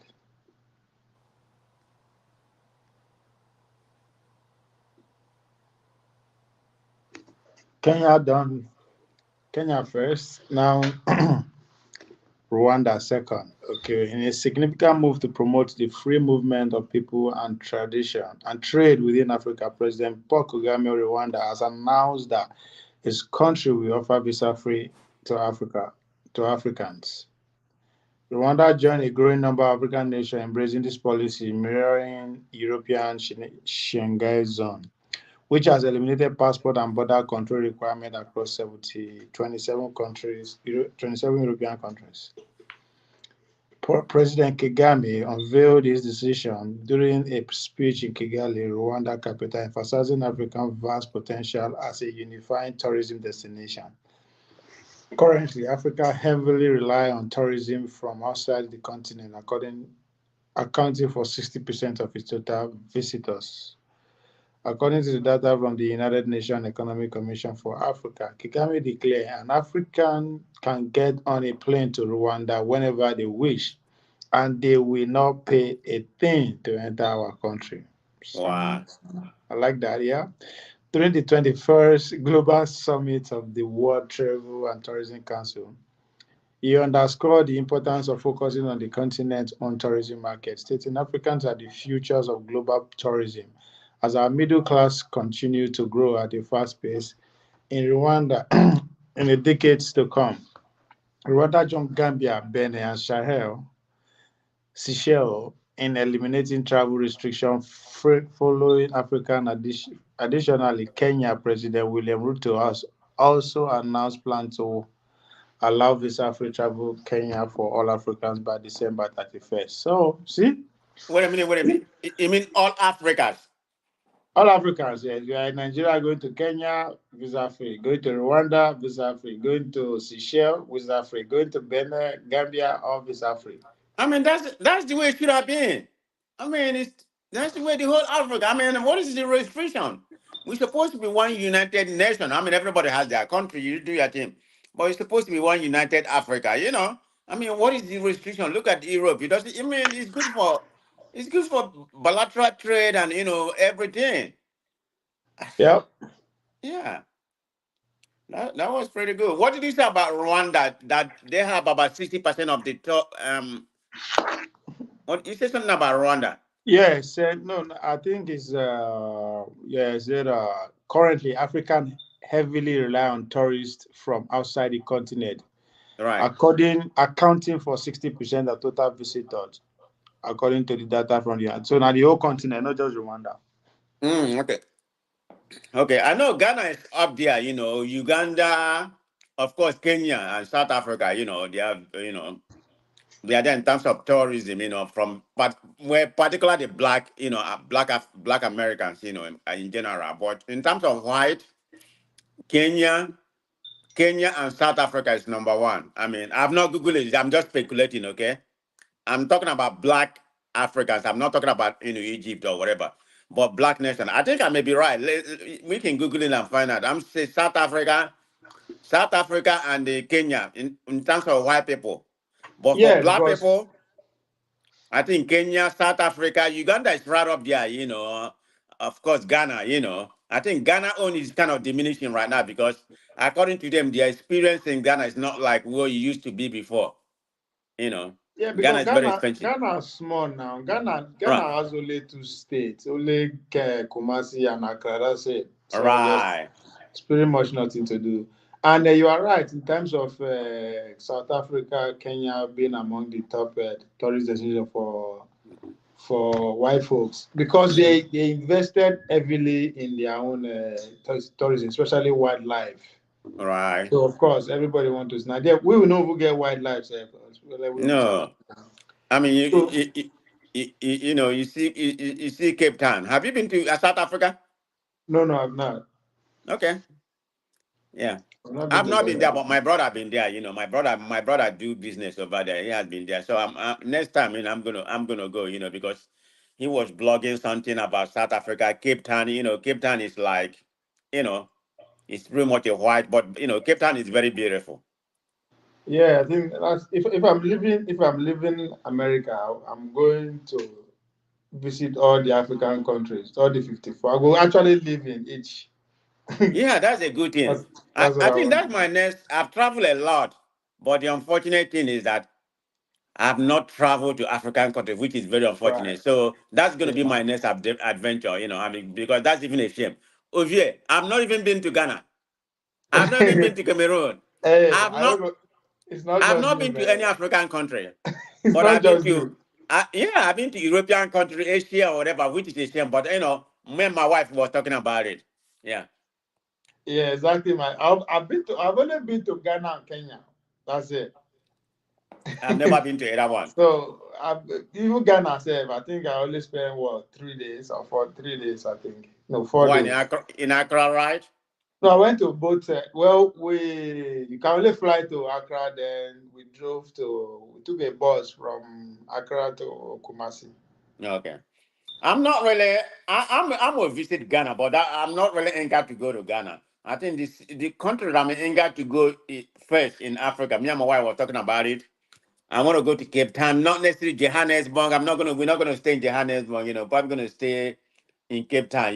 We're gonna be in Johannesburg. We're gonna see Johannesburg anyway because I've seen it on blogging and everything. My brother been there so many times. There's another town my brother been in South Africa. It's pretty much like an Indian town. What's the name of that city? Pretoria? Yeah. Huh? Is it Pretoria? No, not Pretoria. Dumba. Oh, is Or that Dumbo? Durban? Yeah. I don't know. I I hear mean, this name. I've not been there. oh yeah, Indians. I mean, they have the largest. They have the largest Indian community outside. Yeah, Google it. They have the largest Indian community outside Indian in the world. Mm. Yeah. I mean, they live. I mean, that's their country. Yeah. Yeah, I think it's Durban. Yeah, Yeah, you talk about it, right. yeah.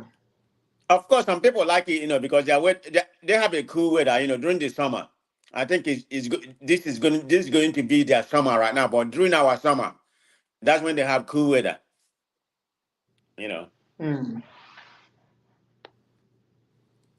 So, like I'm saying, I'm gonna go to South Africa, Kenya. Um, I'm uh, um, I'm interested in Swaziland and Angola. Tanzania. I mean, all the countries I live on, there's things that go in all of the country. You want to go to is it Cameroon that you want to go to?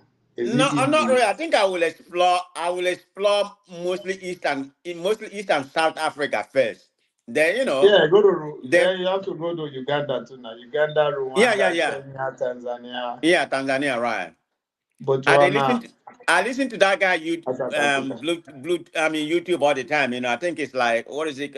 It's not necessarily a platform. It's a live streaming something. that American guy can dagger or whatever they call it. Have you listened to I him? don't. No, I Uh, don't. I don't know. I don't know the guy. his name is O'Shea. Yeah, Oh shit. yeah. Now I follow one day. What is his name? Oh yeah, Uh, that's why I got interested in Angola. He just came back from Angola, yeah, that guy is the real deal. and he met the president of Malawi. Yeah, he's big now. He's the biggest. I think he's the biggest YouTuber from the continent. I think he is. Didn't he start from China? Wasn't he used to live in Yeah, China? he used to live in China. Then he asked his friend to loan him money.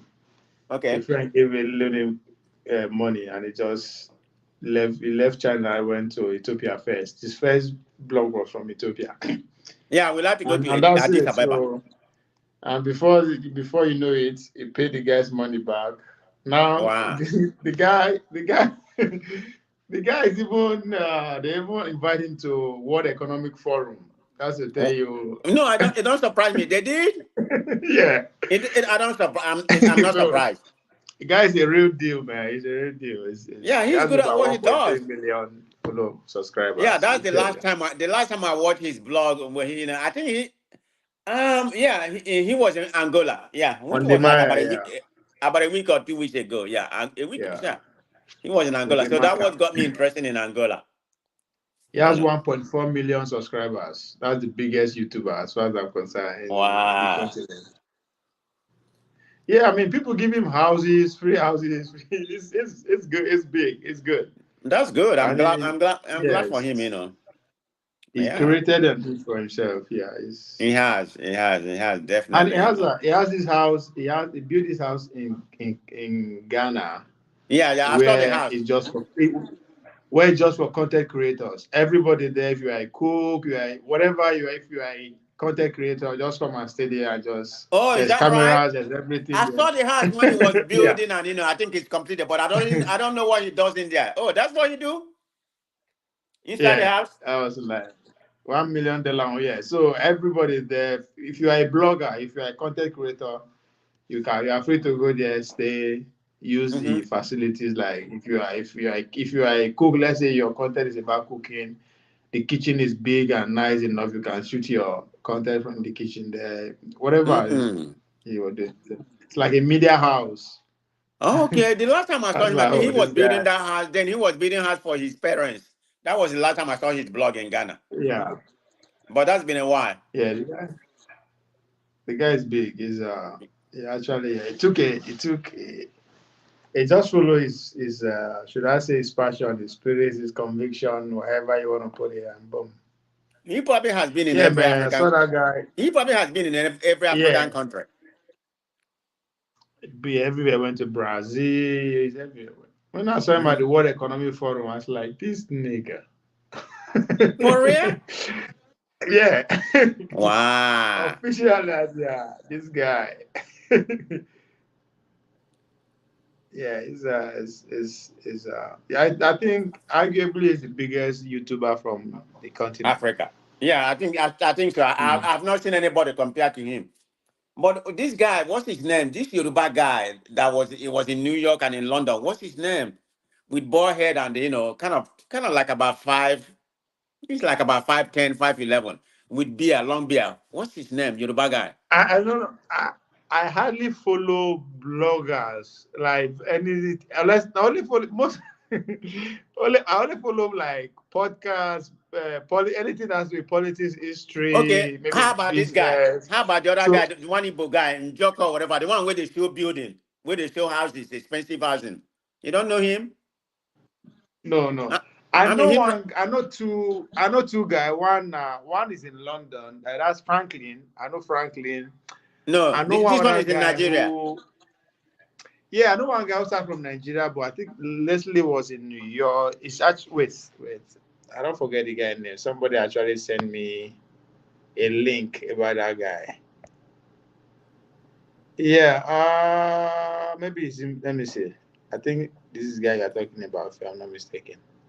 I think it's an Igbo guy or whatever. Just yeah, that's the only thing I can remember The to the identify guys him.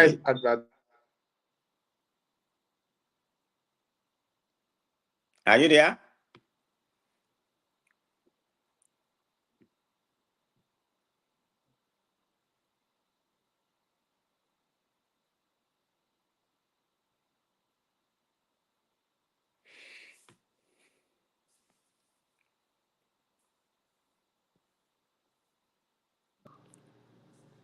Are you talking about Tayo? I know.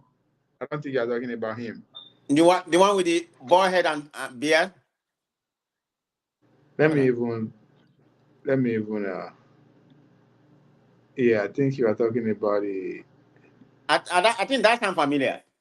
Yeah, he was in London. He was in New York like about a week ago. Then he was in Yeah, London yeah, this yeah. week. Yeah, I think he's the one you're talking about. Yeah, Tayo that's the one I'm Ivan. talking about. Yeah, he was in London. I think he was in New York for I don't know how many days. Then he was in the last trip that he blogged was from London. Yeah, I'm just identifying them by tribe because I don't remember their name. Then there's another one. This It's guy. an This Igbo guy, right? guy. You're talking Huh? about this guy. Which You're one? talking about this guy, right? I can't see anything. Which guy? What are you showing? Oh, I can't see okay. anything you show. I agree. I agree. I know. You can't see anything. No. Oh yeah.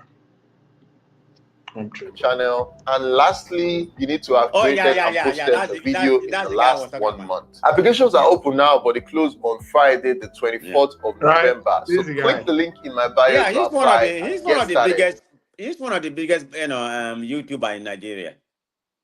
And the other Igbo boy, when I see his name, I go remember. But that guy is more of big houses, expensive cars, the tech people and all that kind of thing. He don't Let, visit all over let me Africa. subscribe.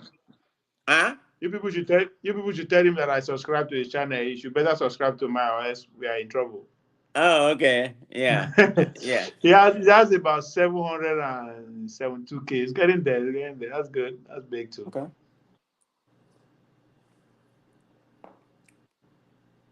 Yeah. Okay. I know the. Yeah. Then okay. This one now. Who again? I think there's one other girl, African Tigress. Oh no, she's from Kenya. Yeah. Somebody told me Yeah, about her too. she's a Kenya. She's a Kenya. She's from Kenya. I know who you're talking about. She always go to Lagos, but the last time she was in Nigeria about a month ago, she explored the whole Abuja.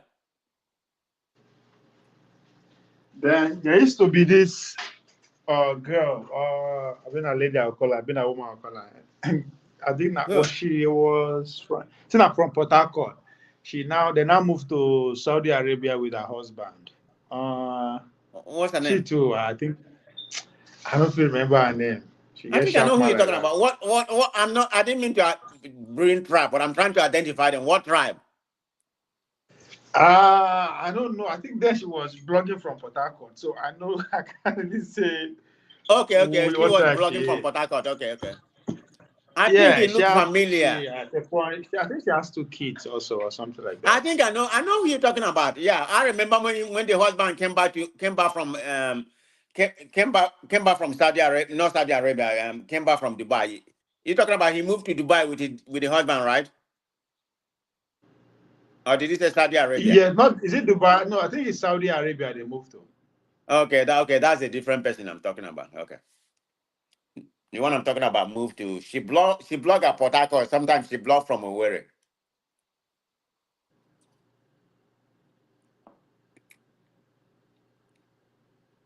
Um, yeah.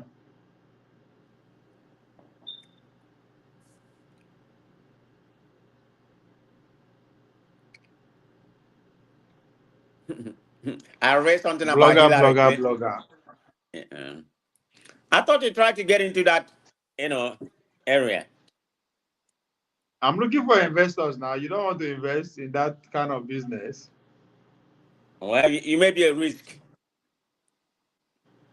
Huh? It may be a risk. You need to weigh the risk option, that attach to you. Yeah, I know risk. I don't think there's no risk. The risk is me giving. No, the risk is me giving up. That's the risk. So Yeah, there's that's no why I said risk. you have some risk in you. Before I can do any kind of investment, I have to do my investigation, make sure, Oh, okay. I get what you mean now.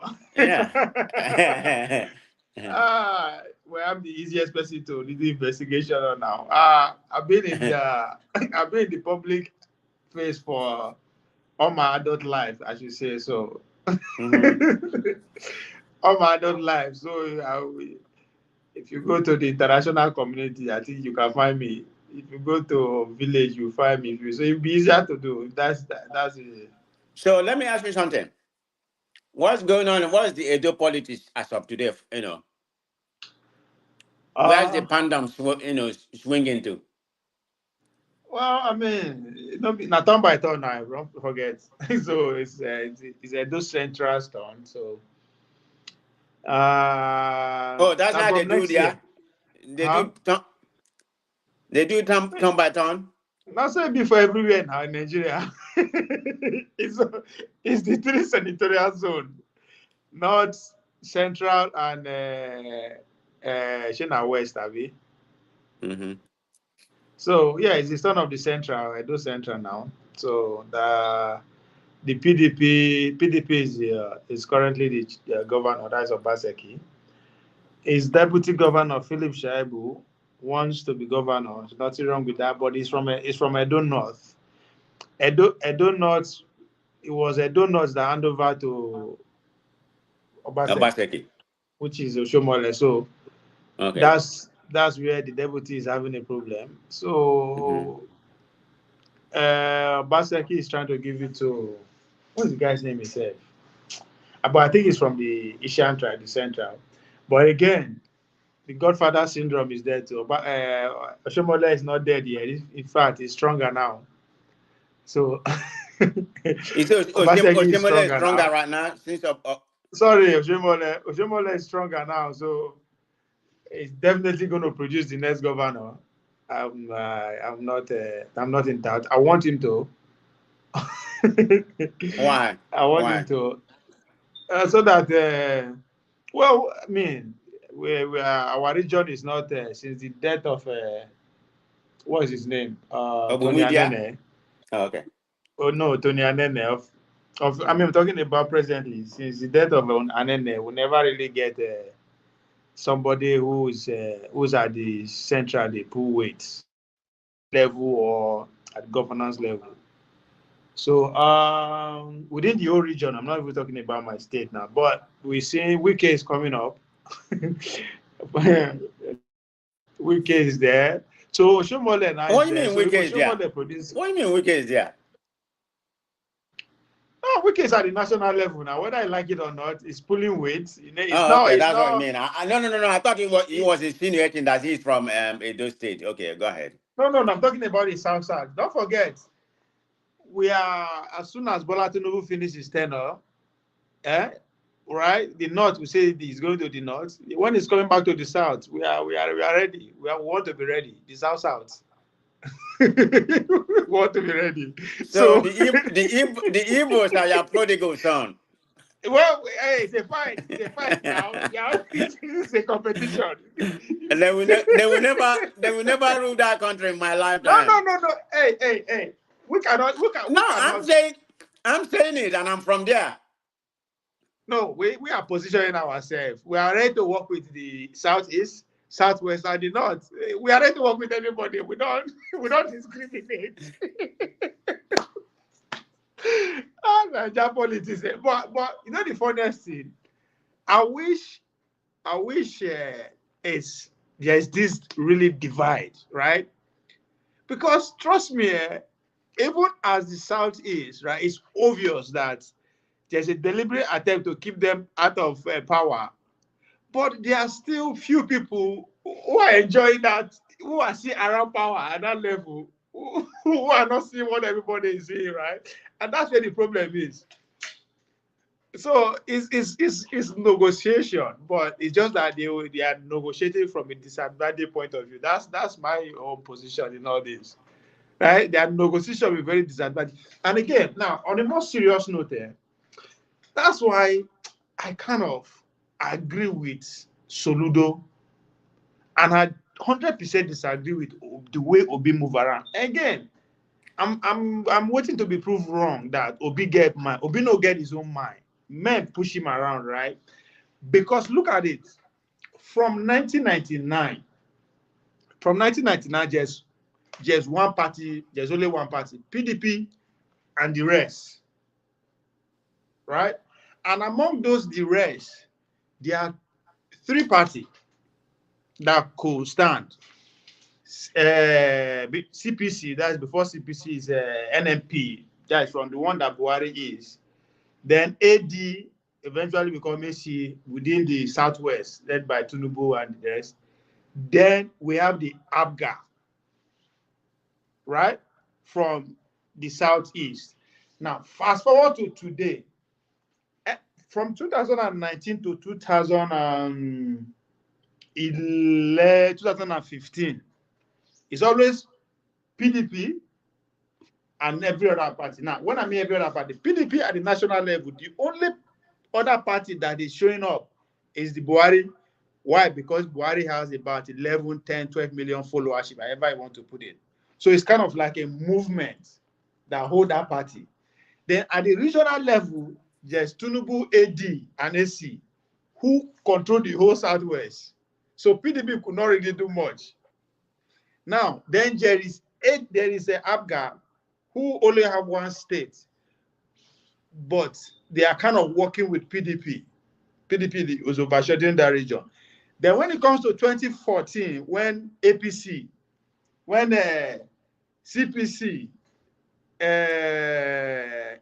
AD, that's AC, Tinubu, ABGA, now ready to work together. This is where I always say let's plan before we even go protest, right? Because the Arab Spring that everybody sees an example. What they did not tell you that they are the Arab brothers, the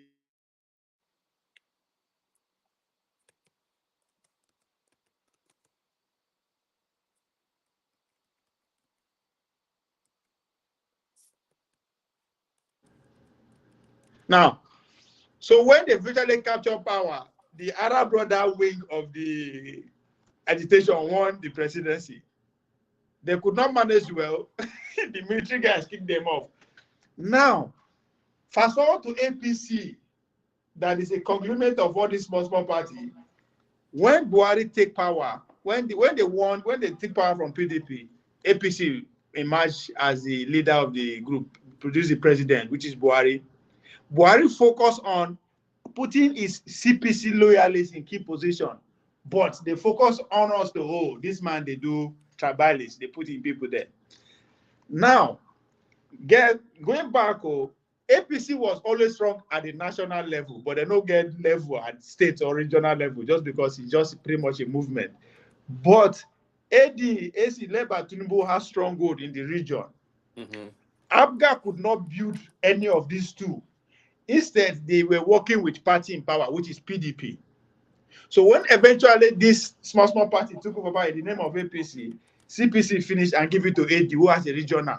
But what Tinubu is doing now, he is not just focused on putting, yes, he put his regional loyalists from AD in key position, but he's expanding his out of this into everybody. So it's making it a big national party.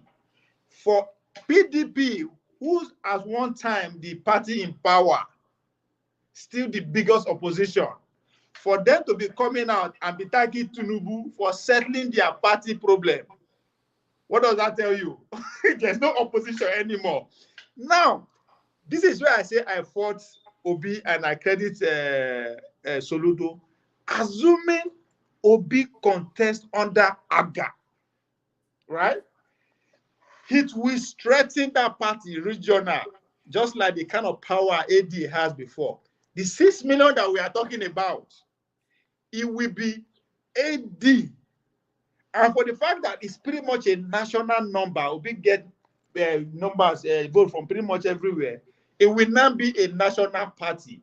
that means you have to negotiate with them by all means. You understand? But Obi throw that opportunity away and give it to Labour Party. Labour Party is not in existence at the state level. They only exist at one point, which is Ondo. But as we speak, it's not in existence in any state, any region.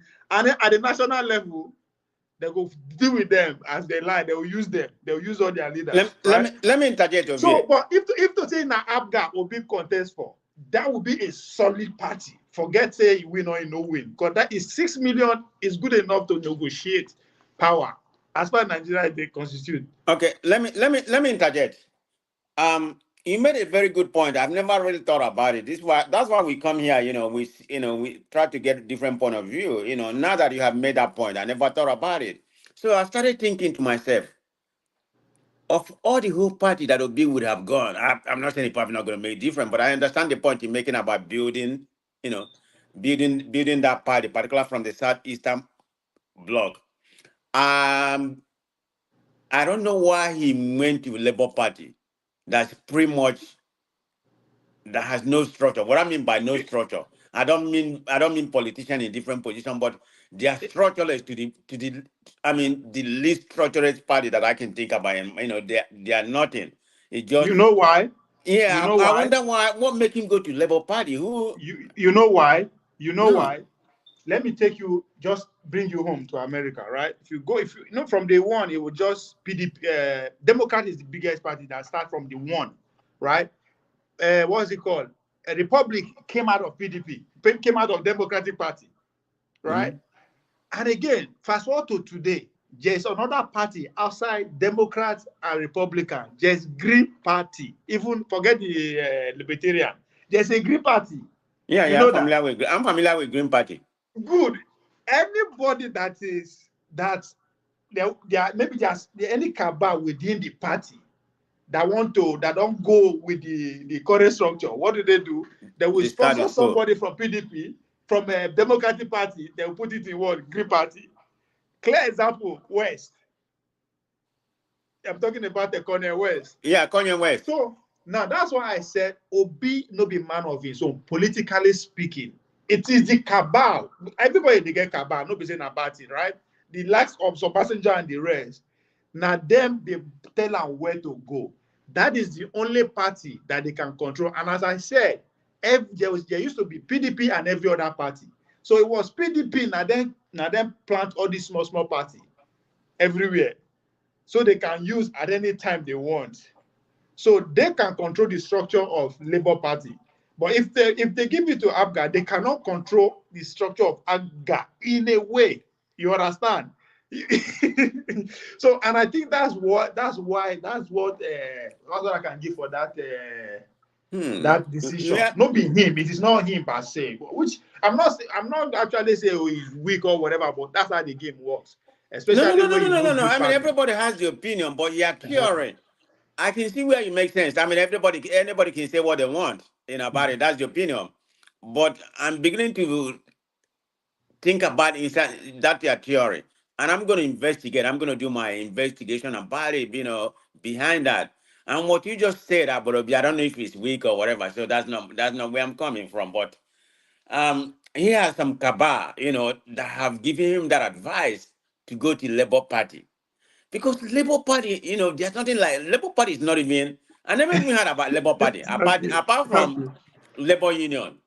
So I mean, there's other SDP and the Afghan, some other party that I've heard about that that has name recognition, compared to Labour Party. So I'm beginning to wonder what prompted him to go to the Labour Party, and the scenario, the theory just painted.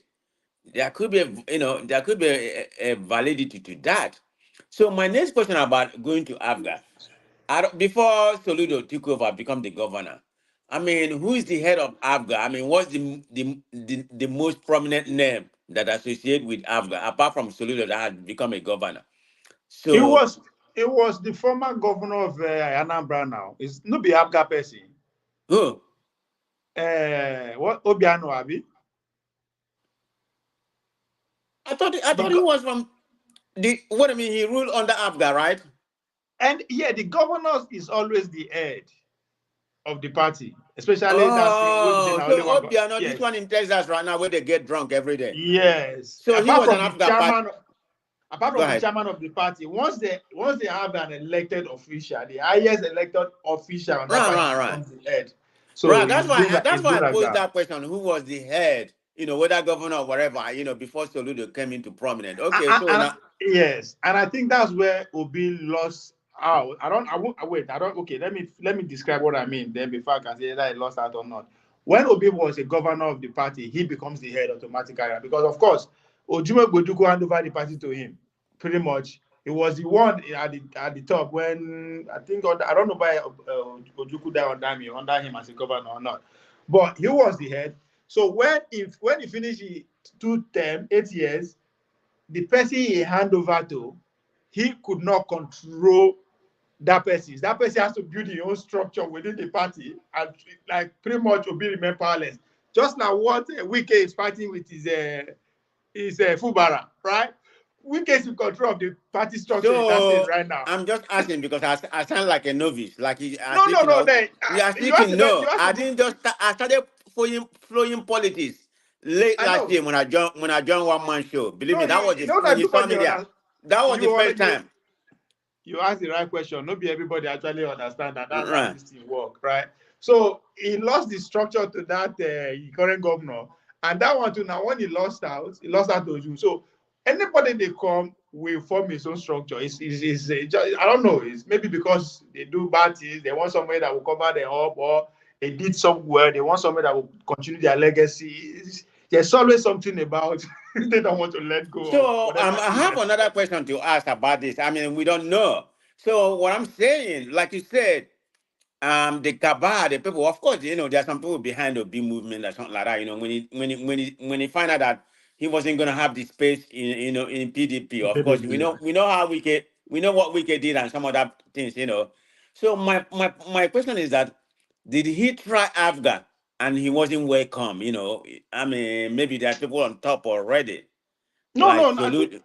I think what's his name? Soludo said he reached out to him one on one. Say Oh, make him okay. come. Remember, that's I want people to say, oh, now because we be no Greek go, now make an invest the right later and all that. No, but again, it's because I'm just calling Obi because of course, now be the arrowhead.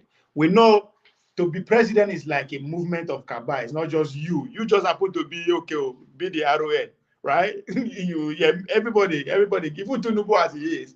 We are using Tinubu as a solid example because he stayed with his party. He built his party as an opposition party from that small. He grew it a little bit. He go cut deal. He go grow and small. He go cut deal. So that's where Abga failed. And I'll say Abga failed because of the leadership, succession leadership, which Obi also contributed because at the point he was a leader. So the whole point is that they don't fit grow that party beyond that one state. That's their failure. That's the failure of Abga as far as I'm Yeah, concerned. because Afghan have not even penetrated any southeastern state besides Uh-huh. Anambra. So I won't blame Obi for not going to Abga because I don't know because Because it you will think it's be very narrow, kind of myopia or something yeah like because of that space of time, the that. Mm-hmm. people that working with Obi need where they can be in control, pretty much where it matters, right? I mean, with all this legal, imagine if to say na Abga Obi they are now using Soludo to after him the way they are using Apapa. It will be more effective now. Okay, You this understand? guy, what's his name? The light-skinned older guy, he was a professor. What's his? He is more of yes. He belong again. Has he always belonged to Labour Party? No, Always? again. The idea we dey use me using Kaba here, and I'm not using as a bad thing, right? He belongs to this group of Kaba or elite who wants a change Mm-hmm. of the usual, right? Okay, well, before you proceed, I'm going to ask question. I'm learning. Where he is was he? every Where he was he was before? What party? he was everywhere. I remember when he ran for presidency in 2007. I don't know which party he ran on, but he was the founding members of APC. Like when I mean founding member, he said it all the time. He wrote the constitution of APC. He's among the constitution of APC. So and he ran for governorship under APC in Delta, where then Buzora out for primaries.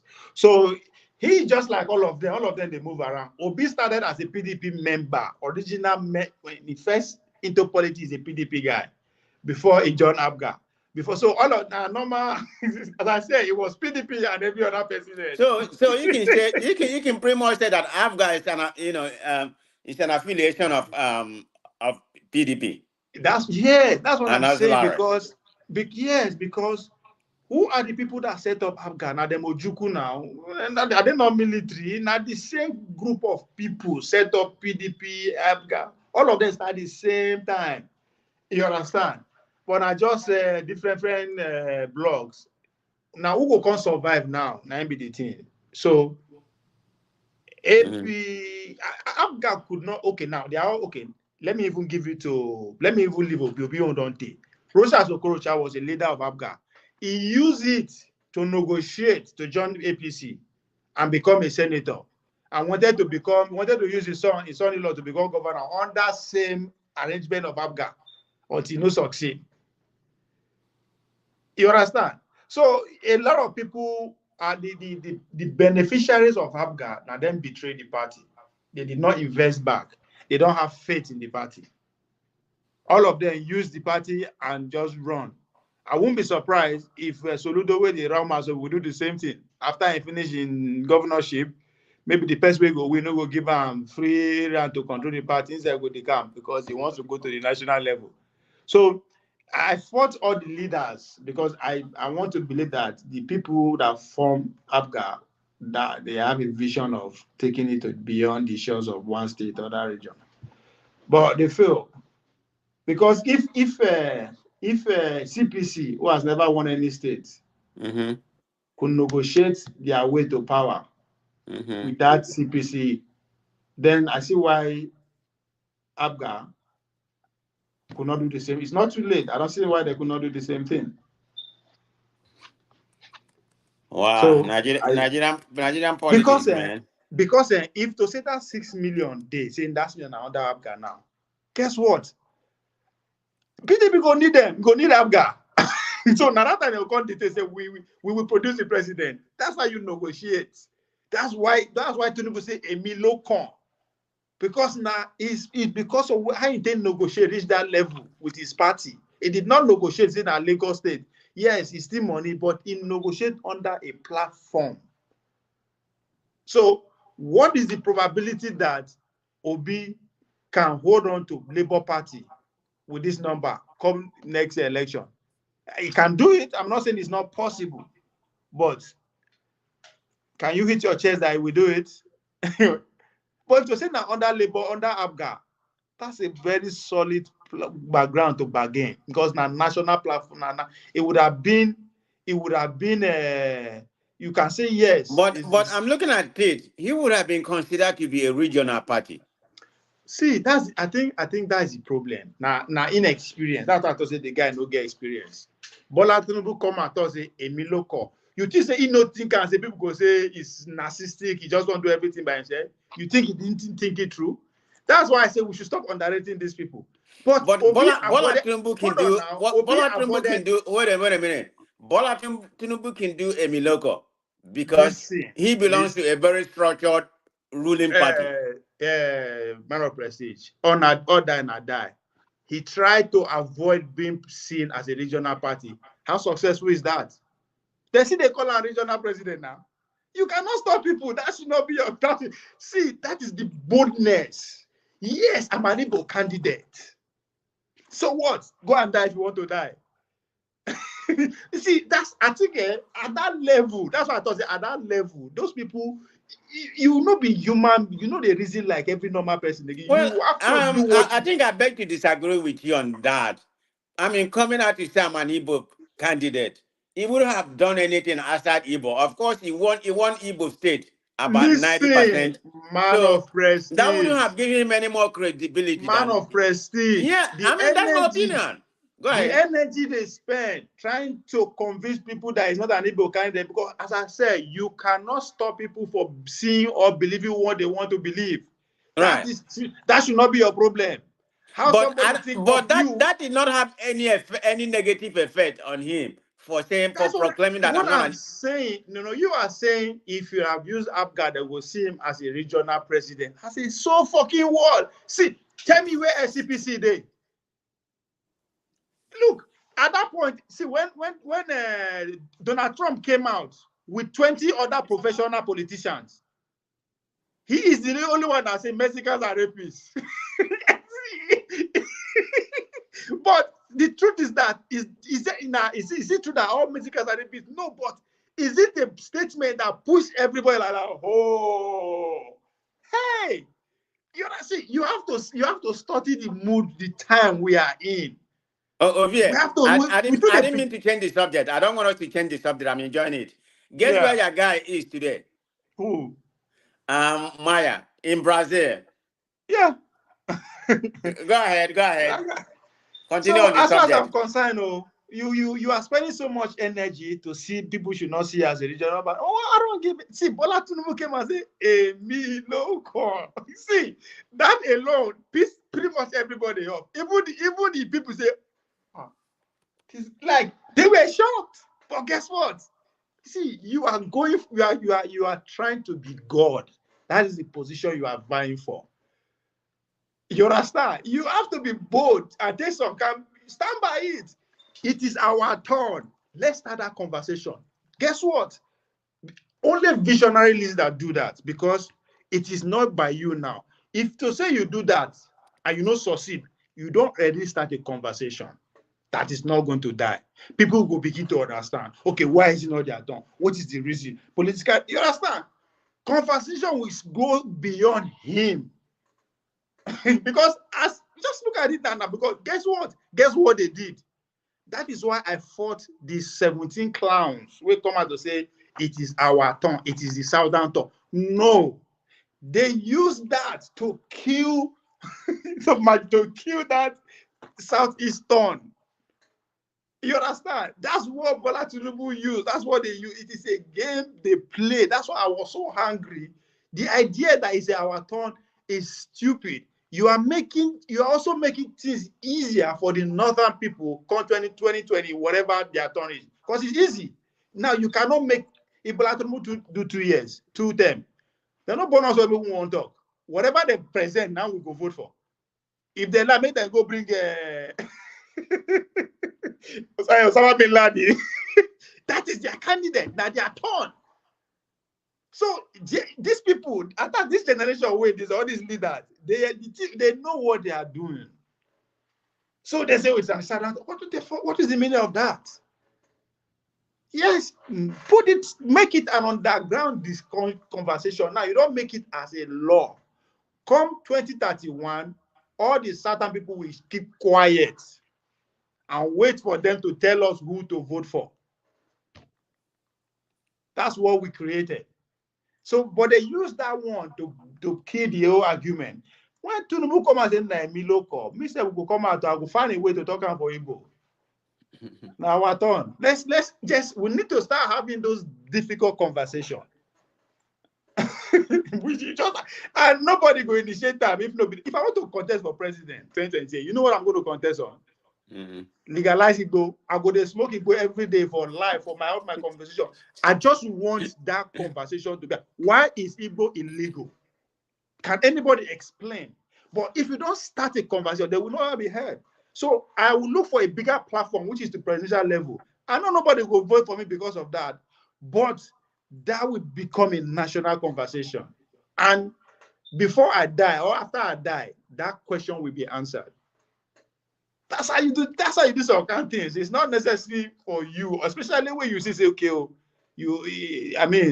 the whole system is against you. What do you have to lose? Because if the system wants and Southeast to be president, they will give ticket. PDP would have given ticket to them.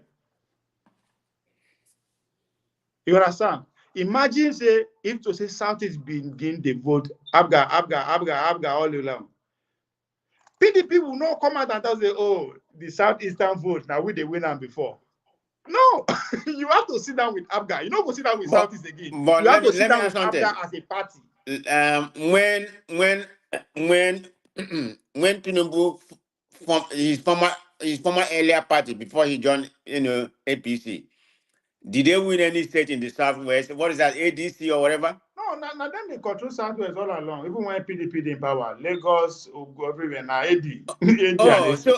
okay. So they control most of the South. That's why I said Bola Tinubu with AD were controlling regionally. They were controlling that region. Okay. CPC Buhari only have numbers at the national level. Okay. Why ABGA can only boast of one state? Right. So if to say Obi stand on ABGA platform, it will not even be a regional party again because 6 million is a national party. So every you're pretty other much party, you're pretty much talking about future stuff, because if Obi had yes, started with Abga, let's assume he win the whole Southeast, he wouldn't have been the president this time. But you're talking yes, about but no, but futuristic. yes. Now in the future, you are now negotiating with a national party, not even a regional party again, because that's 6 million. You get from Nasarawa, you get from Kosokoto. So you cannot say it's an Igbo party again. It's a national party. So you have to negotiate with them. And part of the negotiation, where they go put for table, we want to produce the presidential candidate. If they not Oh, agree, we say, okay, now I go produce that now. But next turn, now our own, which is what CPC and Tinubu did with APC, with okay. the Okay, APC. I'm not trying to shade Obi, but I said I don't. I mean, it's always two sides to a story. When you said Soludo invited him, but did Soludo agree for him to be the flag bearer? Because at that particular time, Soludo is in charge of Afghan. So Yeah, is he? But did Soludo invite him to run under Afghan as the presidential candidate? I don't think it. See, say for as I said, it's not a bad thing to have because now people go believe in you because he's a one of a president. Obi cannot make that decision on his own, especially when nobody saying get his Okay. followership now. Former theory that he floated about the cabal. Okay, I Yeah, got you. because he no go get his followership now. Remember, nobody knows he get one followership day we go follow her. He doesn't he just on his own, right? So of course you have to consult with people, not necessarily people that want to follow the journey with, and look at the possibility. You shouldn't go there easy, pa, because at the end of the day, only God know why. This is me just observing because of their antics. People like Obasanjo and the rest. And again, there's another narrative out there. They say, okay, they don't just use them because they no one may article win. Like any other side, that the way they do article would have got enough. There's so many things, but me just imagine say that I know the Obi that I know, he doesn't have the weight that controls any party. This is just based on political. Nah, it doesn't have it. It doesn't strike me as somebody that has fuck you money. Well, so, it's a so perception. Yeah, yeah. I mean, your perception could eh? be real. It could be rare. So it's just a perception about how you see person. You perceive said person. But before you No, no, proceed, no, no, Ovie, no, no. hold on, Ovie. Before you Wait proceed, now. let hold on. Before you proceed, let me give you the name of that guy I was telling you in case you want to Google him later. His name is Stephen Nduku. Stephen, the first name Ndukwu. In case you can Google it, but let's proceed. I just want to give you that. Yeah. So no, Obi, of course, Obi know the control before the election. Obi is not controlling any party now. It was in PDP, of course. The control.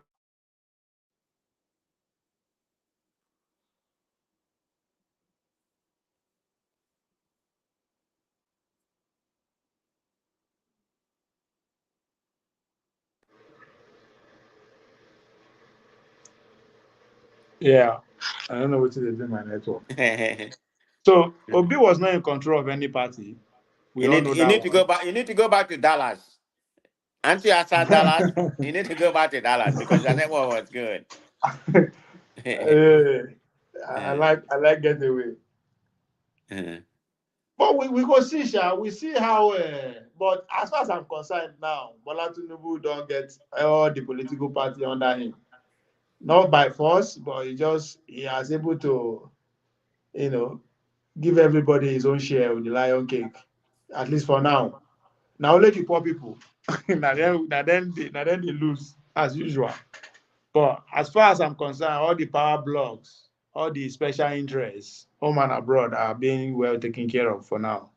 Yeah, it has bought over them. It's pretty much like, because right now there's no opposition party, Yes, not. so, and that's not good for the country. Because Not. um yeah, this present government, as of right now, I don't know what's going to happen in about a year time, but they have not sent a good, you know, a good starting point. Things are not really good. People are suffering. So I don't know if that's going to turn around whatever foundation they laid on. So I mean, the process they are going to, like, we were talking about yesterday.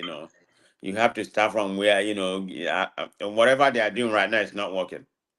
They So are not I don't doing. I don't know if it is a long time goal. Is it going to work? But that I can't really tell. It just. It is going to work out for the few elites who have money to Yeah, invest but I'm in not even their talking about program. them. I'm talking For the about, poor people, you know what they will do next month, ending of this month, stroke next month, they will start rolling out their palliative, I mean, the money they won't share, so that people will smile for the Christmas period. Yeah, no, say Christmas period, everybody they always gather. mm-hmm, So now maybe people they want to put 3 months straight, so they'll pay 75,000, which is going to be maybe November, December, January. mm-hmm, why? Why they'll give about what? I think they'll still share billions for business owners, right? So mm-hmm, you are likely to see people for your community we go pull up with a new car or buy new ram because in a business person for Lagos or for Onitsha or for Abuja or for Kano, they don't give out 1 billion to mm-hmm. start business, but now Christmas period you need to go flex. So these people know what they do. They're going to share money from time to time. Kind, they don't they see we are one chance. See, it's crazy. I don't know how one do am where things will change drastically. Because Tinubu na Mm. politician, and I think we dey underrate am. In the politician in the sense that he is ready to give freely and like it's not one way person, right? Mm-hmm. He know they do by force. He go negotiate with you. So that's one thing we need to understand. And he's ready to, money. I think money no be really money is not his problem. Let me put it that way. No be money to eat. Money is not now how many power can I control? Of course, in doing that, you need money, right? So when I say money is not a problem, he is ready to spend that money to bribe anybody to buy his way through.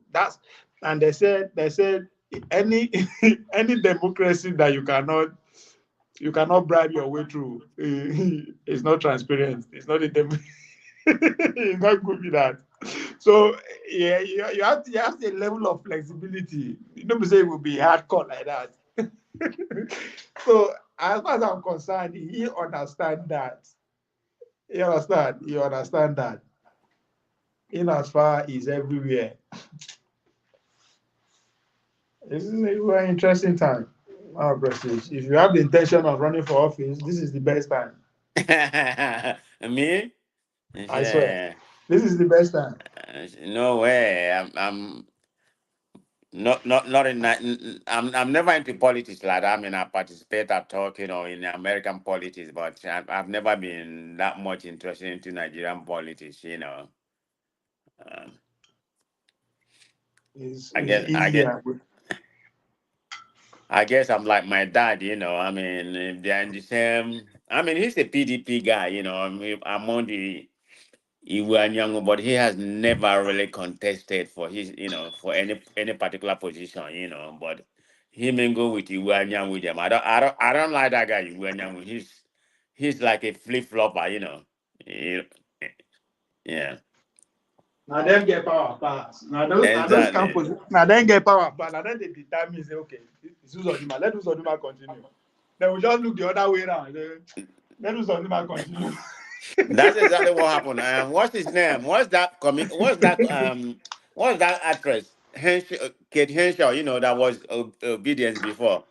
Now I don't switch supporting Atiku. I mean supporting Uzodinma. It's business now. You know what made they feed I their know. family? Is he not from Calabar, Cross River? Yes, within that has Akwa Ibom or Calabar, one of those two. But most of the time, he did for Imo State. I don't know why. Maybe because of his friends, her friends over there. So Well, yeah, and movie industry, you now know why it's always in Imo. yeah. The package that is coming out from the government house is good. Man. I don't even want to talk about Hope Uzodinma. It don't buy them over, but I don't really care about him winning or whatever because I don't even know what's coming. But what I heard was that extra judiciary in impunity about if I no get him, I go kill you. That's the only part that I just don't like. I mean, if you want to win by any means necessary, I don't really care. But killing people, or whatever, it doesn't matter. If I find you that you're my way, I'm going to eliminate you. That is the part I don't hate. I hate about Hope Uzodinma. You know, he's just too vicious when it comes to politics. It's like he went to school. He went to wicked school of politics. You But know, the Rochas not do the same thing. not like he did, but most of them was eliminate people. Yeah, because Yeah, he no be people's president now. He has not the president, people's no, governor now. no, he has It's not never the been people's people's government. choice. Right. So I mean, if election is free and fair, let's be honest, that man may not even get 20%. But that's why he's it, acting the way he's acting. right, but can't he do it without eliminating people? I don't know. In endangering people's life. I mean, I don't know. It's Yeah. they do all that here. We'll see how they go do. Just that there's so much at stake. It's a winner take his all. So much at stake. So how many states they have election that day? Bayelsa, which is on the 11th, which is next week. Is that not next week Saturday? Yeah. Mm-hmm. Oh, that's Yeah, true. Bayelsa, Kogi, and Imo. Yeah. When is Edo State one is going to take place? Is it next year? Next year or 2 years. Oh, okay. Oh, yeah, yeah. I remember Oh, when he next came. year. Next year. Okay, I remember when he came in. I remember, when he came in, all the whole chaos they have with Yeah. So it's the same thing all over again. we can input and everything. So It's because they are lazy and what do you mean they are lazy? it's free money now. Uh, Like as a governor, you don't have to think how you going to bring business people to invest, which means now if let's say I'm going to bring you to invest billions in my village, I will make sure it is my responsibility to make sure there's security, there's good roads, everything, so that your business you can make profit, right? uh-huh. So that's one option. But if I have the option of going to just Abuja and I get free money to come and share my money without doing anything, why would I take that option? So that's where the problem is. So every money they are generating, nobody is accounting for it. They are not okay because now, if you go, if you are, you want to come and build I ask you to come and build a 5-star hotel in my village, Mm-hmm. right? If I am going, if I am going, it is either I make sure I bring somebody that will come and be working with you. That means the deal that I strike with you is not transparent. I do runs. So I have to go and I have to make sure somebody that will take over from me, cover up for me, or not change it. But if you bring, if I bring you to come and invest without me necessarily I take myself out of the road. I allow you to deal with people who will be there for 20, 30, 40 years. If I'm leaving office, I don't care who comes in, right? Because I Mm-hmm. know you are not dealing with that office direct. That's why it is in Texas. In Texas, the parliament only sit once in 2 years. The legislators only see once in 2 years. They will come and see from January to like April. They'll do all the things and be gone for another 2 years. Why? Because all the businesses that are working in Texas have nothing to do with the governor. It has to do with the state, people of the state at the other county level who are in charge of budgeting. Nobody voted for those people. Those are career people there. That's their profession. That's what they are specialized on. So we are not there yet. That's why I say these people are lazy. They don't attract any business. They don't invest. Anybody to come and invest. All they do is to just go Abuja, collect money, share them, wait again, collect another one, share it. That's what all of them, all the governors. That's what they do. It's free money. That's why they don't want to work. They don't think outside anything. It's just easy. That's crazy, man. Nigerian politics, man. I mean, I want to make you scratch head. He said, "What is going on?" I mean, just too If much not, the corrupt. governor will be saying, I want a contract. I will supervise the contract. Like, who the fuck are you? There's a budget, there's a budget department of that state that's their job. Anything that for especially Texas here, like Mm-hmm. one county that we used to work with, any budget that is more than $3,000, one person cannot sign off on it. If it's more than 3,000, one person cannot give out that contract. Let's say okay, the budgeting committee is 5 people, right? And there's a contract to supply a teacup to the county, and it's more than 3,000. Only me cannot give out that contract out. That means we have to leave it open. More than 2-3 people will pay for the contract. Then the 5 of us have to sit down and deliberate on it. Who is the best person to get it? So that means is that you cannot bribe me just because you know me or I'm a part of your business. If the business is more than 3,000, if the remaining 4 people see that you are not competent, there's nothing I can do, right? But Nigeria is not like that. So there's just so much that everybody just they sit around us, nothing they happen. George Berlusconi, they always see your name like that, but I know it's no you. Blue Shell, they always see George Berlusconi. Oh, yeah, massive prestige. The whole una from this section of the world. But now we are at the stage where I expect me. They always use America. If you go back to America before the civil rights movement, now what? You see the Dallas. You see the Dallas Democratic mayor don't switch party. From Yeah, the what black guy. to He has what? switched. He has switched party to a Republican. Yeah, this week. He has to knife no, he no go come back. But no be Democrat elected him, for that position. Say American. Yeah, but I mean, how you did this works here when you are in a state like Texas that pretty much everybody is a Republican in a way. That's how it is in California, I guess. California, anybody that is a Republican California is useless now. You can't do nothing. You cannot influence anything. You see, I can't go to politics, man. I can't because I won't.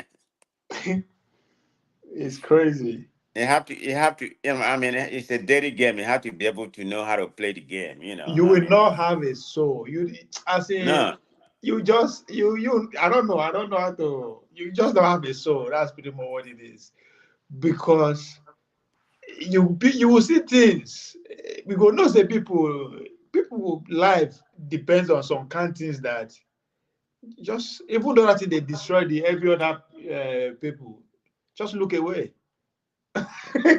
Just look away or they will kill you. It's literally just that's the option you have. Just look away or try it and you'll be gone. So I don't know, man. You just, but again, you have to look at it this way. The world, life now continuous, right? Mm-hmm. If the power that wants something done, you know, if you stop, you can only maybe there are some things that you cannot stop. That's what I just understand, and it goes to how people want power. If people, because if the forces that are supporting you want something, they will keep for you. You understand? True. And you have to understand that. You so that's why I say you don't go get so you will just look away as if you don't know say this thing when they happen that because of you that they do have. As if say they are killing these people, they are doing it because of you. Not that you agree with it, right? But hey, you have just you don't have a say, right? If the military guys want to do something, what do you want to do? What can you do? They'll do it. Then you like you know they'll do it. So you have to have that mind. Say, man, fuck it, just look away. It's just because life now continuous thing. 20 okay. They always ask that question. The language that we are speaking today in Nigeria. Okay, let's 100 years from now, it will be a different case. maybe not Chinese, come everywhere, or even in Ghana, go don't conquer. We don't know. There's a possibility of that. But the fact that we are ready to die for something that is beyond us, that you cannot, your death don't go change anything, don't mean anything. That thing we see continue to be happening. Is what I don't understand. Because I mean, we might be in a very so those politicians, you just have to. They are at a point. You have to be a different. I think you see life. You know what? This is fucking jungle. It is what it is. Fuck it. Yeah, yeah, I'm leaving. I'm going to go. I have something to attend. I just got have some business to attend right now, so I'm going to run down the street, and I All will right. see you if you still here when I come back. All right. Those in the streets. Watch out for those guys when they shoot themselves for harm. All those. we don't we don't we live in a safe haven here. I know, right? You are not in San Francisco, It's so crimeless. I'm just joking. I don't know about being crimeless, but less crime. yeah, of course I know. Yeah. San Francisco with that. All Anyway, right, bro. thanks. All I'll right, see you man. later. Okay. All right. George Berlusconi. Yes, you are right. I'm always right. You gotta laugh. I always say like that to those who would know me personally. I always say that I'm always right. And if you are always with me, I would say that the probability that I say that 2 3 times every day is pretty much high. I'm always right. I'm not always right. I just like to the scotchy points. So finally, we are in a one-party system. If we can see the way these actors are acting, are playing the game. I believe they are just acting because history says otherwise. These motherfuckers just do as they want.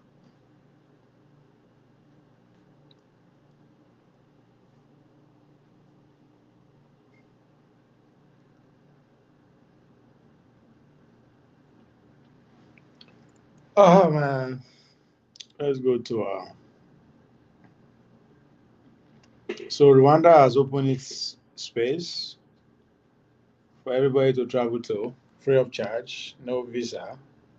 So people why they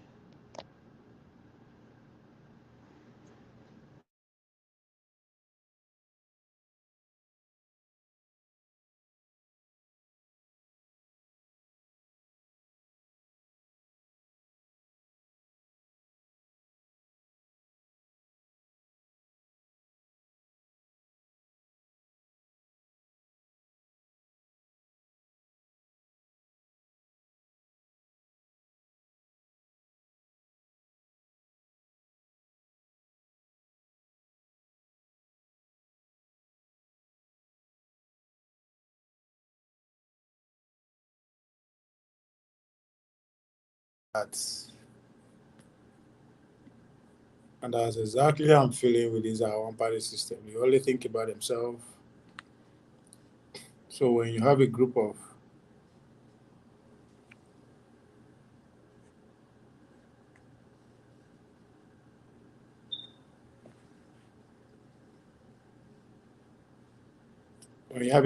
leaders who all they think about is them and their immediate generation, then we have a problem.